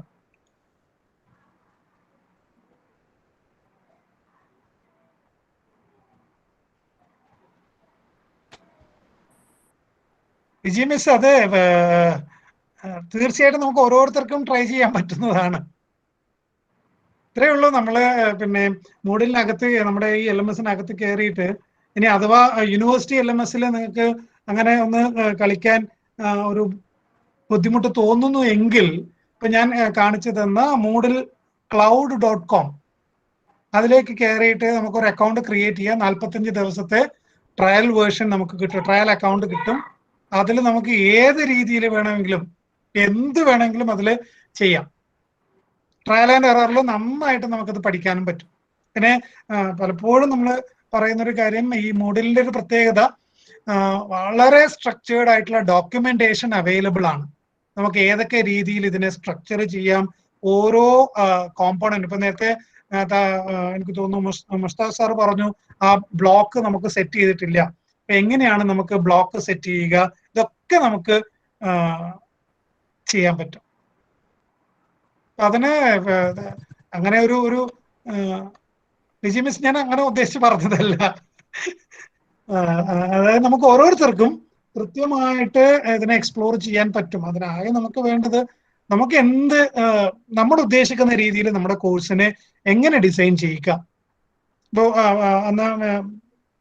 നമ്മുടെയൊക്കെ ഉള്ളിലുള്ള ഒരു പ്രശ്നം എന്ന് പറയുന്നത് ടെക്നോളജി വന്നു കഴിഞ്ഞാൽ ടെക്നോളജി പറയുന്നത് പോലെ നമ്മൾ ചെയ്യണം. ഞാൻ നേരെ തിരിച്ചാണ് ആലോചിക്കുക, ഞാൻ പറയുന്ന പോലെ ചെയ്യുന്ന ടെക്നോളജി എനിക്ക് മതി, അല്ലെങ്കിൽ ഞാനും എൻ്റെ കുട്ടികൾക്ക് ആവശ്യപ്പെടുന്ന ടെക്നോളജി നമുക്ക് ഉപയോഗിച്ചാൽ മതി, അല്ലെങ്കിൽ എൻ്റെ സബ്ജക്റ്റ് ആവശ്യപ്പെടുന്ന അല്ലെങ്കിൽ ഞാൻ ട്രാൻസാക്ട് ചെയ്യാൻ ഉദ്ദേശിക്കുന്ന ആ പർട്ടിക്കുലർ കണ്ടന്റ് ആവശ്യപ്പെടുന്ന ടെക്നോളജി മാത്രം മതി എന്ന ഒരു ചിന്താഗതിക്കാരനാണ് ഞാൻ. എനിക്ക് തോന്നുന്നു മിക്കവാറും എല്ലാവരും അങ്ങനെ തന്നെയായിരിക്കും. അതുകൊണ്ട് മൂഡിൽ എന്ന് പറയുന്ന ഒരു പ്ലാറ്റ്ഫോം നിങ്ങളുടെ അടുത്തേക്ക് ഇൻട്രൊഡ്യൂസ് ചെയ്യുമ്പോഴും അതിൽ പറയുന്ന എല്ലാം ഉപയോഗിക്കണമെന്ന്. പക്ഷെ ഈ മൂഡിൽ എന്ന് പറയുന്ന ഒരു പ്ലാറ്റ്ഫോമിൽ കൊടുത്തിരിക്കുന്ന ആക്ടിവിറ്റീസ് ആൻഡ് റിസോഴ്സസ് ഒന്ന് ഉപയോഗിച്ച് നോക്കി ഒന്ന് എക്സ്പ്ലോർ ചെയ്ത് കഴിഞ്ഞാൽ you will be more intelligent to decide. സ്വാഭാവികമായിട്ടും നമുക്ക് തീരുമാനിക്കാം ഏതാണ് എൻ്റെ സബ്ജക്റ്റിൽ എൻ്റെ കുട്ടികൾക്ക് വേണ്ടി ഉപയോഗിക്കേണ്ടത് എന്നുള്ളത്.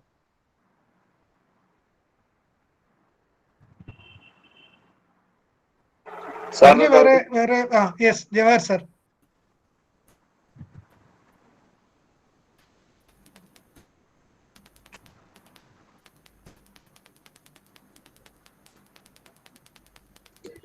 ഹലോ സാർ, ഒരു ഡൗട്ട് ചോദിച്ചോട്ടെ? ഓ ദിലീപ് സാറേ ചോദിച്ചോളൂ. സാറേ, എന്റെ ഇതിനകത്ത് എന്റെ മൂഡിലിനകത്തെ നമ്മൾ സ്വിച്ച് ടു റോൾ കൊടുക്കുമ്പോഴത്തേക്ക് അതിനകത്ത് 3 ഓപ്ഷൻസിൽ ഒരെണ്ണം നോൺ എഡിറ്റിംഗ് ടീച്ചർ, പിന്നെ ഓൾ ദി ബെസ്റ്റ് വിഷസ് എന്നൊക്കെയാണ് കിടക്കുന്നത്. സ്റ്റുഡന്റ് എന്ന് പറഞ്ഞ ഒരു ഓപ്ഷൻ കാണുന്നില്ല. അതെ ചെക്ക് ചെയ്യാം സർ, ചെക്ക് ചെയ്യാം. ഞാനൊന്ന് സ്ക്രീൻ ഷെയർ ചെയ്യട്ടെ സാർ? ഓ ചെയ്തോളൂ.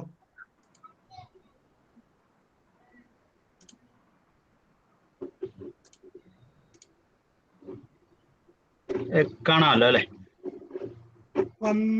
വരുന്നേ ഉള്ളൂ. കാണുന്നുണ്ടല്ലോ സാർ എന്റെ പേജ്? സാർ ഇതിനകത്ത് ഇവിടെ ഇത് ഞാൻ സ്വിച്ച് ടു റോൾ എന്ന് കൊടുക്കുമ്പോൾ ഇതിനകത്ത് 3 ഓപ്ഷൻസ് ഉണ്ട്. Non editing teacher. കോഴ്സിലേക്ക് ഒന്ന് പോകൂ. എന്റെ കോഴ്സിലാണ് ഇപ്പം. സ്പെഷ്യൽ ഫംഗ്ഷൻ കോഴ്സിലാണുള്ളത്. അതെ. ഇതിനകത്ത് ഇവിടെ നമ്മൾ ഇവിടെ നിന്ന് ക്ലിക്ക് ചെയ്തിട്ട് സ്വിച്ച് റോൾ ടു എന്ന് കൊടുക്കുമ്പോഴാണ് ഇവിടെ ഇങ്ങനെയാണ് വരുന്നത്. എന്താണെന്ന് മനസ്സിലാകുന്നില്ല. അതെന്താണെന്ന് ചെക്ക് ചെയ്യാം സാർ, അതെന്താണെന്ന് ചെക്ക് ചെയ്യാം. സ്റ്റുഡന്റ് എന്നൊരു ഓപ്ഷൻ കാണുന്നില്ല. ഹലോ നമസ്കാരം സാറേ.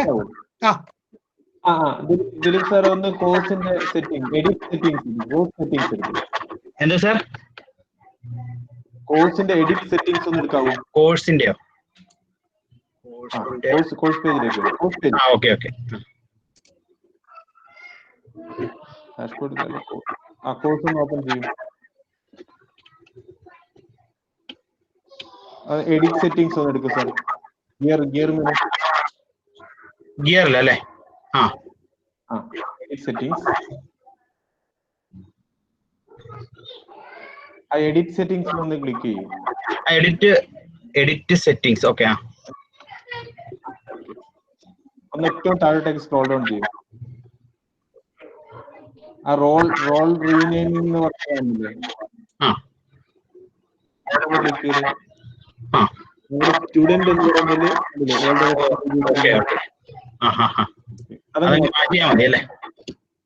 ഡിലീറ്റ് ചെയ്താൽ ഓക്കെ. ഇനി സേവ് ചെയ്യാം. ഇനി നോക്കി. Okay sir. Okay, thank you sir. പിന്നെ ഒരു ഡൗട്ട് കൂടെ ചോദിച്ചോട്ടെ സാർ? സാർ, നമ്മുടെ അസൈൻമെന്റ് ഇപ്പൊ നമ്മൾ ക്രിയേറ്റ് ചെയ്തിട്ടുണ്ട്, അസൈൻമെന്റ് ഒരെണ്ണം. പക്ഷെ അതിനകത്ത് നമുക്ക് പാർട്ടിസിപ്പൻസിനെ ഒന്നും ആഡ് ചെയ്യാൻ പറ്റിയിട്ടില്ലല്ലോ. അപ്പം അടുത്ത സെഷനിൽ അല്ല, ഇപ്പൊ ഒരു അസൈൻമെന്റ് സബ്മിറ്റ് ചെയ്യാൻ പറഞ്ഞിട്ടില്ലേ? അപ്പൊ അതിനകത്ത് പാർട്ടിസിപ്പൻസ് ആഡ് ചെയ്യാതെ സബ്മിറ്റ് ചെയ്താൽ മതി, വെറുതെ ക്രിയേറ്റ് ചെയ്താൽ മതി. അതിന് വേണ്ടിയല്ല സാറേ, അത് ഞാൻ പറയാം. അതാ ഞാൻ പറയാം അതെങ്ങനെ ചെയ്യുന്നത് പറയാം. Okay sir.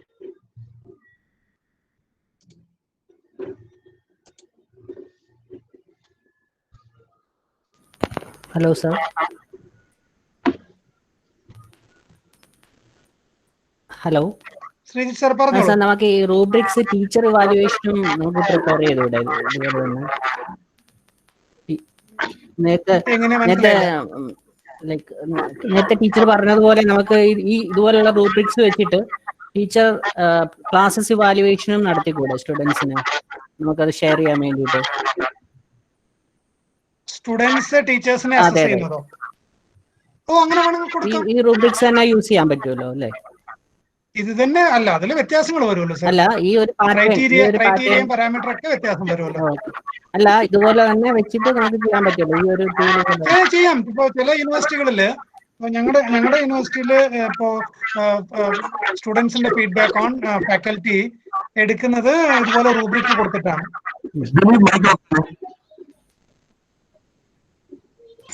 ഈവൻ നമ്മളിപ്പം നമ്മുടെ IQAC നടത്തുന്ന teacher ഇവാലുവേഷനിൽ there are certain rubrics given, like how the ability of the teacher, the way of presentation, അങ്ങനെയൊക്കെ പറഞ്ഞിട്ട് ഓരോന്നിനും പ്രത്യേകമാണ് മാർക്ക് ചെയ്യുന്നത്. So that is also, that itself is rubrics, I think. Rubric എത്രത്തോളം elaborate ആക്കാൻ പറ്റുമോ അത്രയും നല്ലതാണ് സർ. നമുക്കൊരു ഓരോ ഓരോ സെഷന് വേണമെങ്കിൽ നമുക്ക് ഇതുപോലെ ഇവാലുവേറ്റ് ചെയ്യാമല്ലോ കുട്ടികളെ കൊണ്ട്. തീർച്ചയായിട്ടും ചെയ്യാം സർ, തീർച്ചയായിട്ടും. ഇപ്പൊ പല ഇൻസ്റ്റിറ്റ്യൂഷൻസിലും ഇതുപോലെ റൂബ്രിക്കുകൾ മാത്രം ഡെവലപ്പ് ചെയ്യാനുള്ള സെക്ഷൻസ് പോലും ഉണ്ട്. സാറ് കഴിഞ്ഞ ദിവസം പറഞ്ഞിരുന്നു 1-2 സോഫ്റ്റ്വെയർസ് ഉണ്ട് ഇങ്ങനെ മാനേജ് നമുക്ക് യൂസ് ചെയ്യാവുന്നത്, അത് ഷെയർ ചെയ്യാമെന്ന് പറഞ്ഞിരുന്നു. ലേണിംഗ് അസസ്മെന്റിന്റെ കുറച്ച് സോഫ്റ്റ്വെയർസ്, അതല്ലാതെ വേറെ സോഫ്റ്റ്വെയർസ്. തീർച്ചയായിട്ടും. Okay, thank you. Namaskar sir. Sir, നാളത്തെ സെഷനിൽ വരുന്നുണ്ട് 1-2 എണ്ണം. അല്ല, അങ്ങനെയല്ല. നമ്മളിപ്പോ ഇവിടെ യൂണിവേഴ്സിറ്റിയിൽ ഉപയോഗിക്കുന്ന വേർഷൻ ഏതാണ്? 3.9 ആണോ? 3.7 ആണ്. അച്യുത് സർ 3.7 ആണ് ഉപയോഗിക്കുന്നത്. വലിയ വ്യത്യാസങ്ങള് കാണാനില്ല.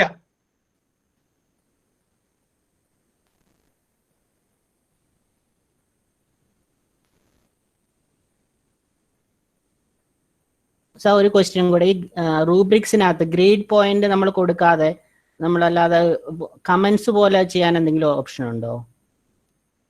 കമന്റ് പോലെ ഇല്ല സർ. നമ്മളിപ്പോ ഈ റൂബ്രിക് ഉപയോഗിക്കുന്നത് ഒരു ക്രൈറ്റീരിയ, ഇപ്പൊ നമ്മുടെ ഈ അസസ്മെന്റിന് ഉപയോഗിക്കുന്ന ഏതെങ്കിലും ഒരു ക്രൈറ്റീരിയ, ആ ക്രൈറ്റീരിയയെ പല തലങ്ങളിലാക്കി നമ്മൾ എക്സ്പ്ലെയിൻ ചെയ്യുന്നു.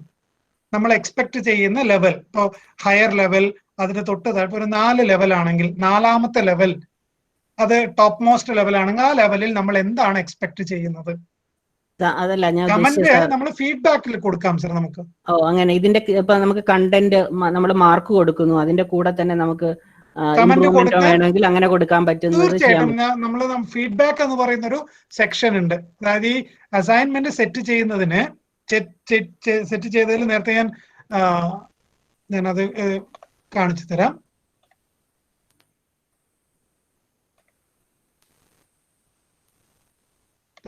നേരത്തെ നമ്മൾ അസൈൻമെന്റ് സെറ്റ് ചെയ്തതില്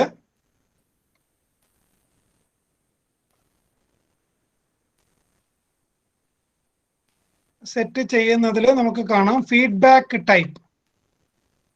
ഇപ്പൊ ഇവിടെ നമുക്ക് ഫീഡ്ബാക്ക് കമന്റ്സ്, അനോട്ടേറ്റ് PDF, ഇനി എക്സ്ട്രാ ഒരു ഫീഡ്ബാക്ക് ഫയൽ തന്നെ നമുക്ക് അപ്ലോഡ് ചെയ്യണമെങ്കിൽ അതും ചെയ്യാം.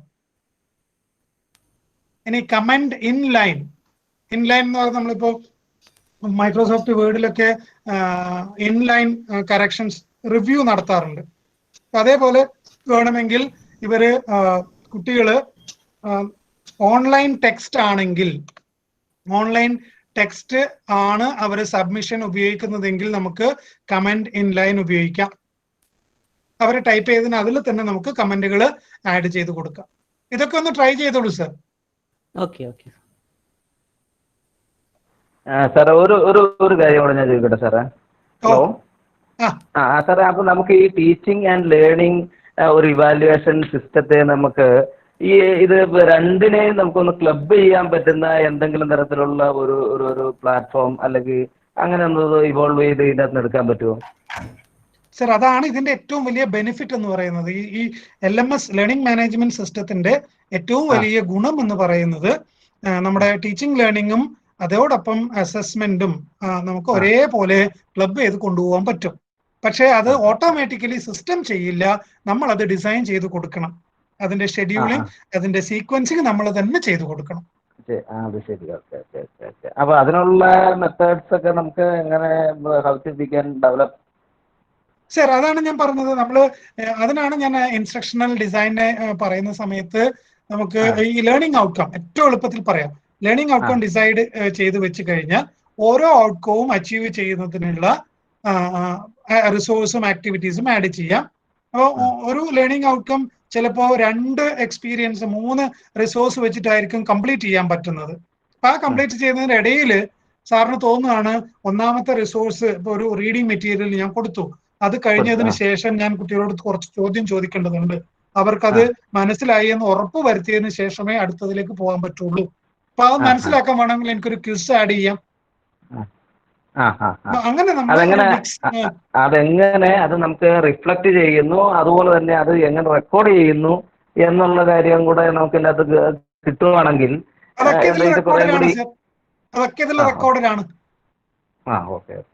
അപ്പൊ അതിനെ അനുസരിച്ചുള്ള ഒരു നമുക്ക് ഫീഡ്ബാക്ക് ആണ് എന്താ പറയുന്നത് ടീച്ചിങ് ആൻഡ് ലേണിംഗ് പിന്നെ ആ പ്രോസസ്സിന്റെ ഒരു ഔട്ട്കം എന്ന് വേണമെങ്കിൽ നമുക്ക് പറയാം, അല്ലെങ്കിൽ അതിന്റെ ഒരു റിഫ്ലക്ഷൻ എന്ന് വേണമെങ്കിൽ നമുക്ക് പറയാൻ പറ്റും. ഹലോ സാർ, ഒരു second Sreejith sir. Achyut sir, നമുക്ക് written examination descriptive system evaluate ചെയ്യുന്ന രീതിയിലേക്ക് വന്നിട്ടില്ല. പക്ഷേ ടെക്നോളജിയിലെ കുറച്ചും കൂടി നന്നായി ടെക്നോളജി ഹാൻഡിൽ ചെയ്യുന്നവർ പറയുന്നത് വേണമെങ്കിൽ നമുക്ക് കോഡ് ചെയ്തിട്ട് ചെയ്യാം.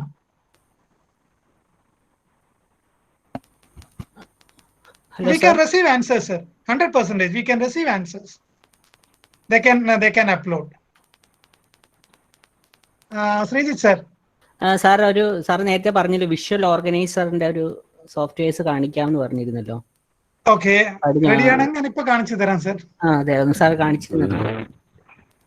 തീർച്ചയായിട്ടും സാർ, ഒരു ഡൗട്ടും കൂടെ ഉണ്ടായിരുന്നു, ഒന്ന് പറഞ്ഞോട്ടെ. മോഡിൽ ഇതിന്റെ റൂബ്രിക്സിന്റെ ഞാൻ ഈ റൂബ്രിക്സ് ക്രിയേറ്റ് ചെയ്തു, പക്ഷെ എനിക്കത് നമ്മുടെ അസൈൻമെന്റിലോട്ട് ആഡ് ചെയ്യുന്നത് എങ്ങനെയാണെന്ന് ഒന്ന് കാണിക്കാമോ? ഞാൻ ജസ്റ്റ് ഒന്ന് ഷെയർ ചെയ്യാം. വീണ്ടും സർ നമ്മുടെ എഡിറ്റിംഗിൽ പോയിട്ട് ആഡ് റൂബ്രിക്. ഓക്കെ. അതെ.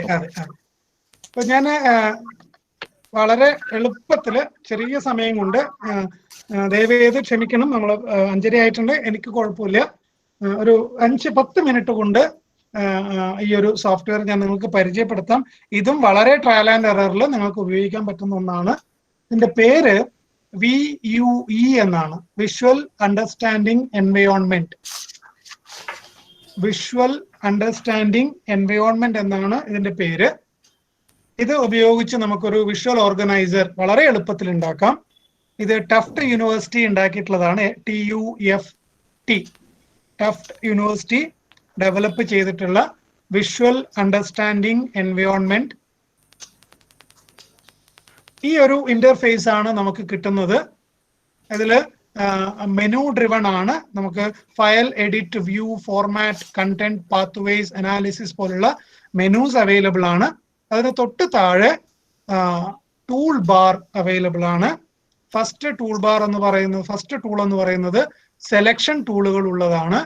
അതിന് തൊട്ടടുത്തതായിട്ട് നമുക്കുള്ളത് നോഡ് ടൂൾ.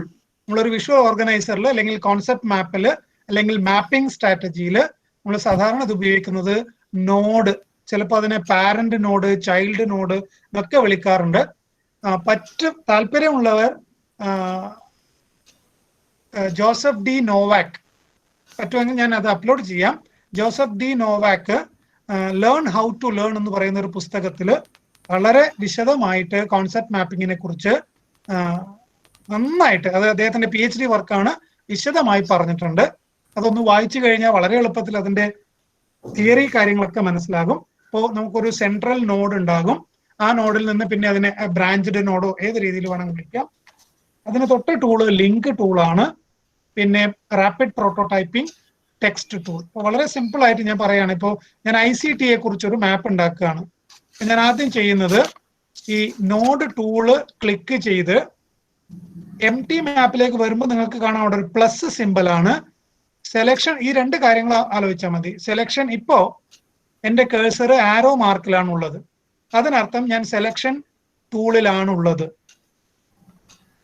ഇപ്പോ നമുക്ക് ആ ആരോ മാർക്ക് പ്ലസ് ആയി മാറിയിട്ടുണ്ട്. അതിനർത്ഥം ഞാൻ ഏതോ ഒരു ടൂൾ ആക്ടിവേറ്റ് ചെയ്തിട്ടുണ്ട് എന്നാണ്. ഇപ്പൊ ഞാൻ നോഡ് ടൂളാണ് ആക്ടിവേറ്റ് ചെയ്തിട്ടുള്ളത്. അത് ആ നോഡ് വരയ്ക്കാൻ വേണ്ടി ലെഫ്റ്റ് മൗസ് ബട്ടൺ പ്രസ് ചെയ്തിട്ട് ഡ്രാഗ് ചെയ്താൽ എനിക്കൊരു നോഡ് കിട്ടും. അങ്ങനെ കിട്ടിക്കഴിഞ്ഞാൽ ഞാൻ മൗസ് ബട്ടൺ റിലീസ് ചെയ്താൽ ന്യൂ നോഡ് എന്ന് പറയുന്ന ഒരു കണ്ടന്റ് എനിക്ക് അവിടെ ആക്റ്റീവായി കിടക്കും. അവിടെ എനിക്ക് ICT എന്ന് ടൈപ്പ് ചെയ്യാം. അപ്പൊ ഞാൻ ഒരു നോഡ് ക്രിയേറ്റ് ചെയ്തു. അപ്പൊ അങ്ങനെ ഞാൻ ഒരു 3 നോഡ് കൂടി ക്രിയേറ്റ് ചെയ്യുന്നു. Communication,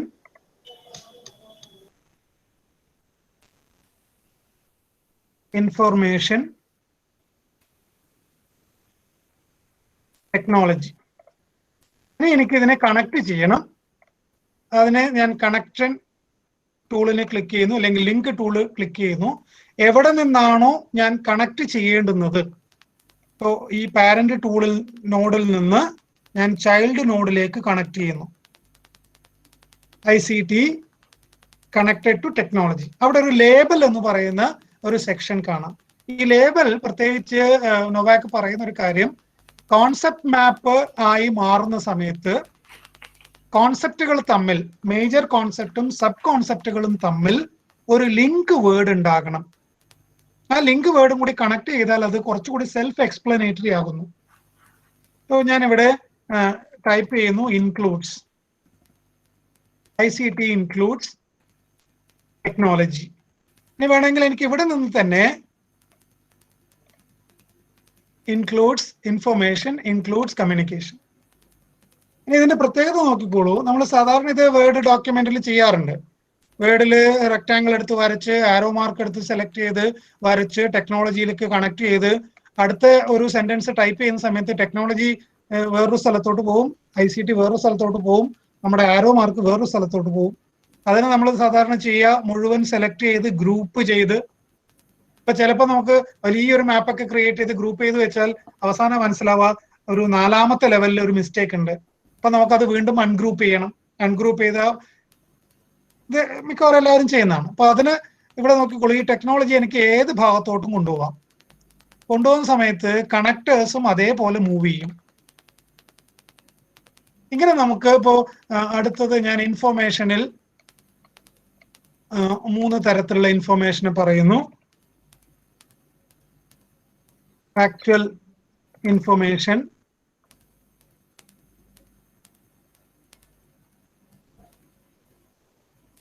conceptual information, procedural information. ഇത് ഇൻഫർമേഷന്റെ ചൈൽഡ് ആണ് 3 എണ്ണം. അപ്പൊ ഞാൻ അതിനെ കണക്ട് ചെയ്യുന്നു. ഇനി ലേബൽ ആവശ്യമില്ല എങ്കിൽ നമുക്ക് വിട്ടുകളയാം. ഇത്രയാണ് ബേസിക്കലായി നമുക്ക് അറിയേണ്ടുന്ന കാര്യങ്ങൾ. ഇനി ഇതിനെങ്ങനെയാണ് നമുക്കിപ്പോ ചില ആൾക്കാരുടെ ഒരു വിഷ്വൽ ക്രിയേറ്റിവിറ്റിക്ക് അനുസരിച്ച് ആദ്യത്തെ ജനറേഷന് വേറൊരു കളറിൽ, അടുത്ത ജനറേഷന് മറ്റൊരു കളറിൽ ഒക്കെ നമുക്ക് വ്യത്യസ്തങ്ങളായി അറേഞ്ച് ചെയ്യാം. അതിന്റെ ഹൈറാർക്കി അനുസരിച്ച് ഡിഫറെന്റ് റെപ്രസെന്റേഷൻ നടത്താം. അപ്പൊ അതിന് എനിക്ക് ഇവിടെ ഈ ICT എന്ന് പറയുന്ന നോഡിൽ കൊണ്ടുപോയി റൈറ്റ് മൗസ് ബട്ടൺ ക്ലിക്ക് ചെയ്താൽ നമുക്ക് ഒരുപാട് ഓപ്ഷൻസ് അതിൽ അവൈലബിൾ ആണ്. നോട്ട് ആഡ് ചെയ്യാം, കീവേഡ് ആഡ് ചെയ്യാം, URL ആഡ് ചെയ്യാം, ഇമേജ് ആഡ് ചെയ്യാം, അങ്ങനെ ഒരുപാട് ഓപ്ഷൻസ് അതിൽ അവൈലബിൾ ആണ്. അത് കൂടാതെ നിങ്ങൾക്ക് രണ്ടാമത് കാണാം ഫോർമാറ്റിംഗ് പാലറ്റ്.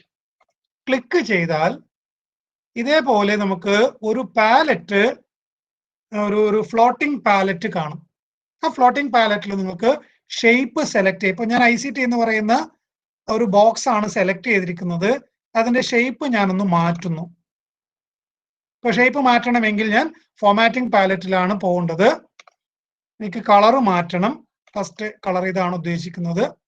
അതില് ഫോണ്ട് ബോൾഡ് ആക്കുന്നു. ഞാൻ ഫോണ്ട് മാറ്റുന്നു, സൈസ് കൂട്ടുന്നു. ഇത്രയും കാര്യങ്ങൾ എനിക്ക് ആ നോഡിൽ ചെയ്യാം. ഇനി എനിക്ക് രണ്ടാമത്തെ നോഡ് സെലക്ട് ചെയ്തിട്ട് ഈ നോഡ് ഞാൻ സെലക്ട് ചെയ്യുന്നു, അതിന്റെ കളർ മാറ്റുന്നു. ടെക്നോളജി, കാരണം ഇതൊരു ഫസ്റ്റ് ജനറേഷൻ ആണ്, അതുകൊണ്ട് ഇതിന്റെ മാറ്റുന്നു. ഇനി എനിക്ക് ഈ കണക്ടറിന്റെ സൈസ് ഒന്ന് മാറ്റണം. ഞാൻ ഈ ലിങ്ക് എന്ന് പറയുന്നതിൽ എനിക്ക് വേണമെങ്കിൽ അതിനെ വളച്ചു കൊണ്ടുവരാം. കാരണം ഒരു മാപ്പ് ക്രിയേറ്റ് ചെയ്യുമ്പോൾ പ്രത്യേകിച്ച് ശ്രദ്ധിക്കേണ്ടുന്ന ഒരു കാര്യം, ഈ ലിങ്ക് കണക്ടേഴ്സ് നോഡുകളെ ക്രോസ് ചെയ്യാൻ പാടില്ല. അത് ആരും എഴുതി വെച്ച നിയമമൊന്നുമല്ല, കുറച്ച് കൃത്യമായ ഒരു ഉപയോഗത്തിന് ഏറ്റവും നല്ലത് പരസ്പരം ക്രോസ് ചെയ്യാതിരിക്കുന്നതാണ്. അപ്പൊ ചിലപ്പോൾ നമുക്ക് കർവ്ഡ് കണക്ടേഴ്സ് ഉപയോഗിക്കാം.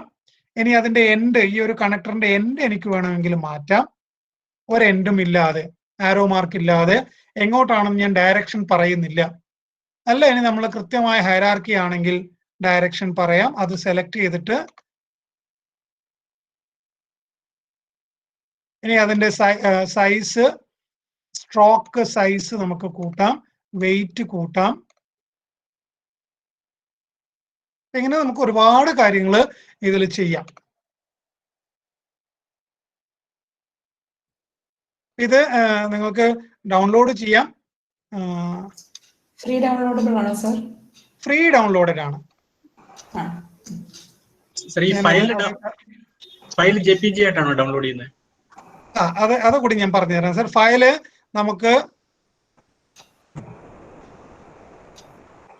സേവ് ആസ് ഞാൻ പറഞ്ഞിട്ടില്ല, ക്ഷമിക്കണം. ഇതിന്റെ ഒരു വലിയ പ്രത്യേകത, ഇത് ബൈ ഡിഫോൾട്ട് നമുക്ക് .vue ആയിട്ട് സേവ് ചെയ്യാം. അത് സോഴ്സ് ഫയലാണ്. ന്യൂ മാപ്പ് .vue, ഫോർമാറ്റ് vue ആണ്. vue ഉണ്ടെങ്കിൽ മാത്രമേ നമുക്കത് ഓപ്പൺ ചെയ്യാൻ പറ്റുള്ളൂ. ഇനി അല്ല, നമുക്കതിനെ നമ്മൾ ഫൈനലൈസ് ചെയ്തു എങ്കിൽ VPK ആയി, vue പാക്കേജ് ആയിട്ട്, ഇന്ററാക്റ്റീവ് വെബ് ഗ്രാഫിക് ആയിട്ട്, PDF ആയിട്ട്, JPEG ആയിട്ട്, PNG ആയിട്ട്, SVG ആയിട്ട്, RDF ആയിട്ട്, IMS റിസോഴ്സ് ലിസ്റ്റ് ആയിട്ടൊക്കെ നമുക്ക് സേവ് ചെയ്യാം. ഇത് ടെക്സ്റ്റ് മാത്രമേ പറ്റുള്ളൂ? അതിനകത്ത് ചെറിയ ഡയഗ്രാംസ്, ചെറിയ പിക്ചേഴ്സ് കയറ്റാൻ പറ്റുമോ? പറ്റും സർ. ഇത് റൈറ്റ് മൗസ് ബട്ടൺ ക്ലിക്ക് ചെയ്ത് കഴിഞ്ഞാൽ add image. Okay, thank you.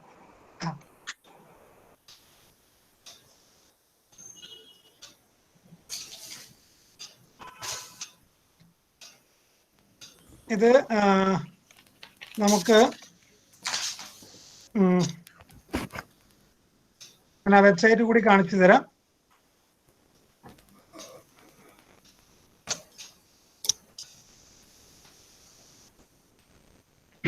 ഇതാണ് വെബ്സൈറ്റ് vue.tufts.edu. അതിൽ നമ്മുടെ മെയിൽ ID കൊടുത്തു കഴിഞ്ഞാൽ നമുക്കത് ഡൗൺലോഡ് ചെയ്യാം. ഇതിൽ പ്രധാനപ്പെട്ട ഒരു കാര്യം, ഇൻട്രസ്റ്റിംഗ് ആയിട്ടുള്ള ഒരു കാര്യം, ഇതൊരു യൂണിവേഴ്സിറ്റി ഡെവലപ്പ് ചെയ്തിട്ടുള്ളതാണ് എഡ്യൂക്കേഷന് വേണ്ടിയിട്ടുള്ളതാണ്. ക്രമേണ നമുക്ക് നമ്മുടെ യൂണിവേഴ്സിറ്റികളിൽ നിന്നും ഇത്തരത്തിലുള്ള പ്രൊഡക്റ്റുകൾ പ്രതീക്ഷിക്കാം.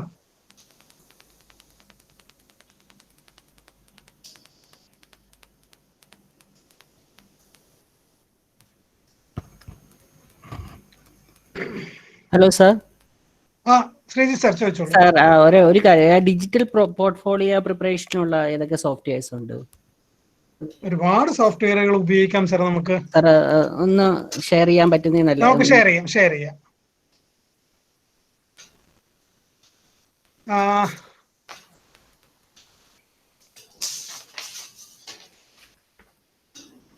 അതിന് മിസ് ഞാൻ ചാറ്റില് അതിന്റെ ലിങ്ക് അയച്ചിട്ടുണ്ട്. https://vue.tufts.edu. വ്യൂയുടെ ലിങ്ക് ഞാൻ ചാറ്റ് ബോക്സിൽ ടൈപ്പ് ചെയ്തിട്ടുണ്ട്. Thank you sir.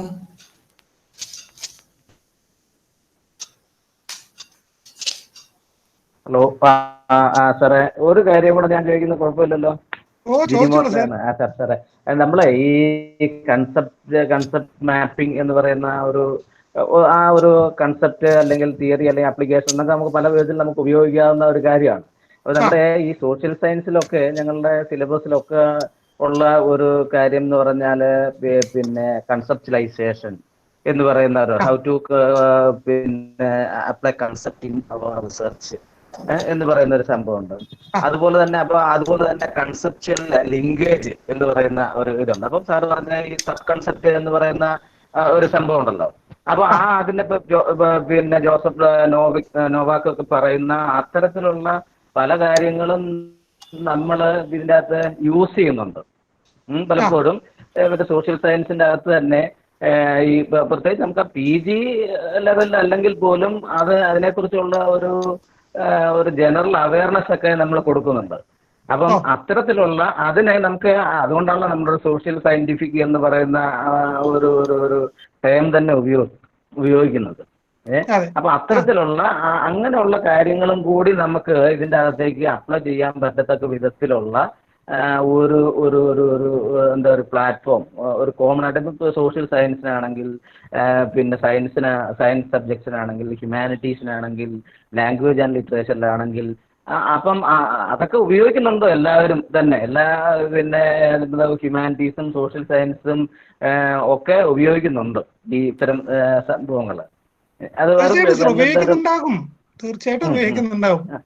ആ ഒരു മൾട്ടിപ്പിൾ എന്താ പറയുന്ന ഒരു ഡയമെൻഷൻസിൽ അതിൻ്റെ ക്ലാരിറ്റി വരുന്നില്ല. ഇതാണ് നമ്മൾ ഉപയോഗിക്കുന്നത് എന്നുള്ള ഒരു ഇതില്ല എന്നുള്ളത് എനിക്കിപ്പോ സാറ് പറഞ്ഞപ്പോഴാണ് എനിക്ക് തോന്നിയത്. ചേർത്ത് അതാണ് ഞാൻ ആദ്യത്തെ സെഷൻ മുതൽ പറഞ്ഞുകൊണ്ടിരിക്കുന്നത്. നമ്മളിൽ പലരും പലതും ചെയ്തുകൊണ്ടിരിക്കുന്നുണ്ട്, ചെയ്യാതെ ഒന്നുമില്ല. ആകെയുള്ളൊരു ഇതെന്ന് വെച്ചാൽ നമ്മൾ ഇതുപോലെ ഇൻഫോംഡ് അല്ല. ഇങ്ങനെയുള്ള ചില ടെക്നിക്കൽ ടേംസ് നമുക്ക് ചിലപ്പോൾ ഉപയോഗപ്പെടുത്തുന്നുണ്ടാവില്ല എന്ന് മാത്രം. അത് അങ്ങനെ വേണമെന്നും ആർക്കും നിർബന്ധം പിടിക്കാനും പറ്റില്ല. നമ്മുടെയൊക്കെ സിലബസിലൊക്കെ ഈ പറഞ്ഞ കാര്യങ്ങളുണ്ട് എന്നിപ്പം സാറ് പറഞ്ഞപ്പോഴാണ് അതിനെക്കുറിച്ച് ഒന്നുകൂടെ ആലോചിക്കുകയും നോക്കും. Okay thank you. വേറെ ക്വസ്റ്റ്യൻസ് ഒന്നും ഇല്ലെങ്കിൽ, ചില ആൾക്കാരെ ഡിപ്പാർട്ട്മെന്റിലാണ് ഉള്ളത്, എനിക്ക് തോന്നുന്നു നമുക്ക് വൈൻഡപ്പ് ചെയ്യാം.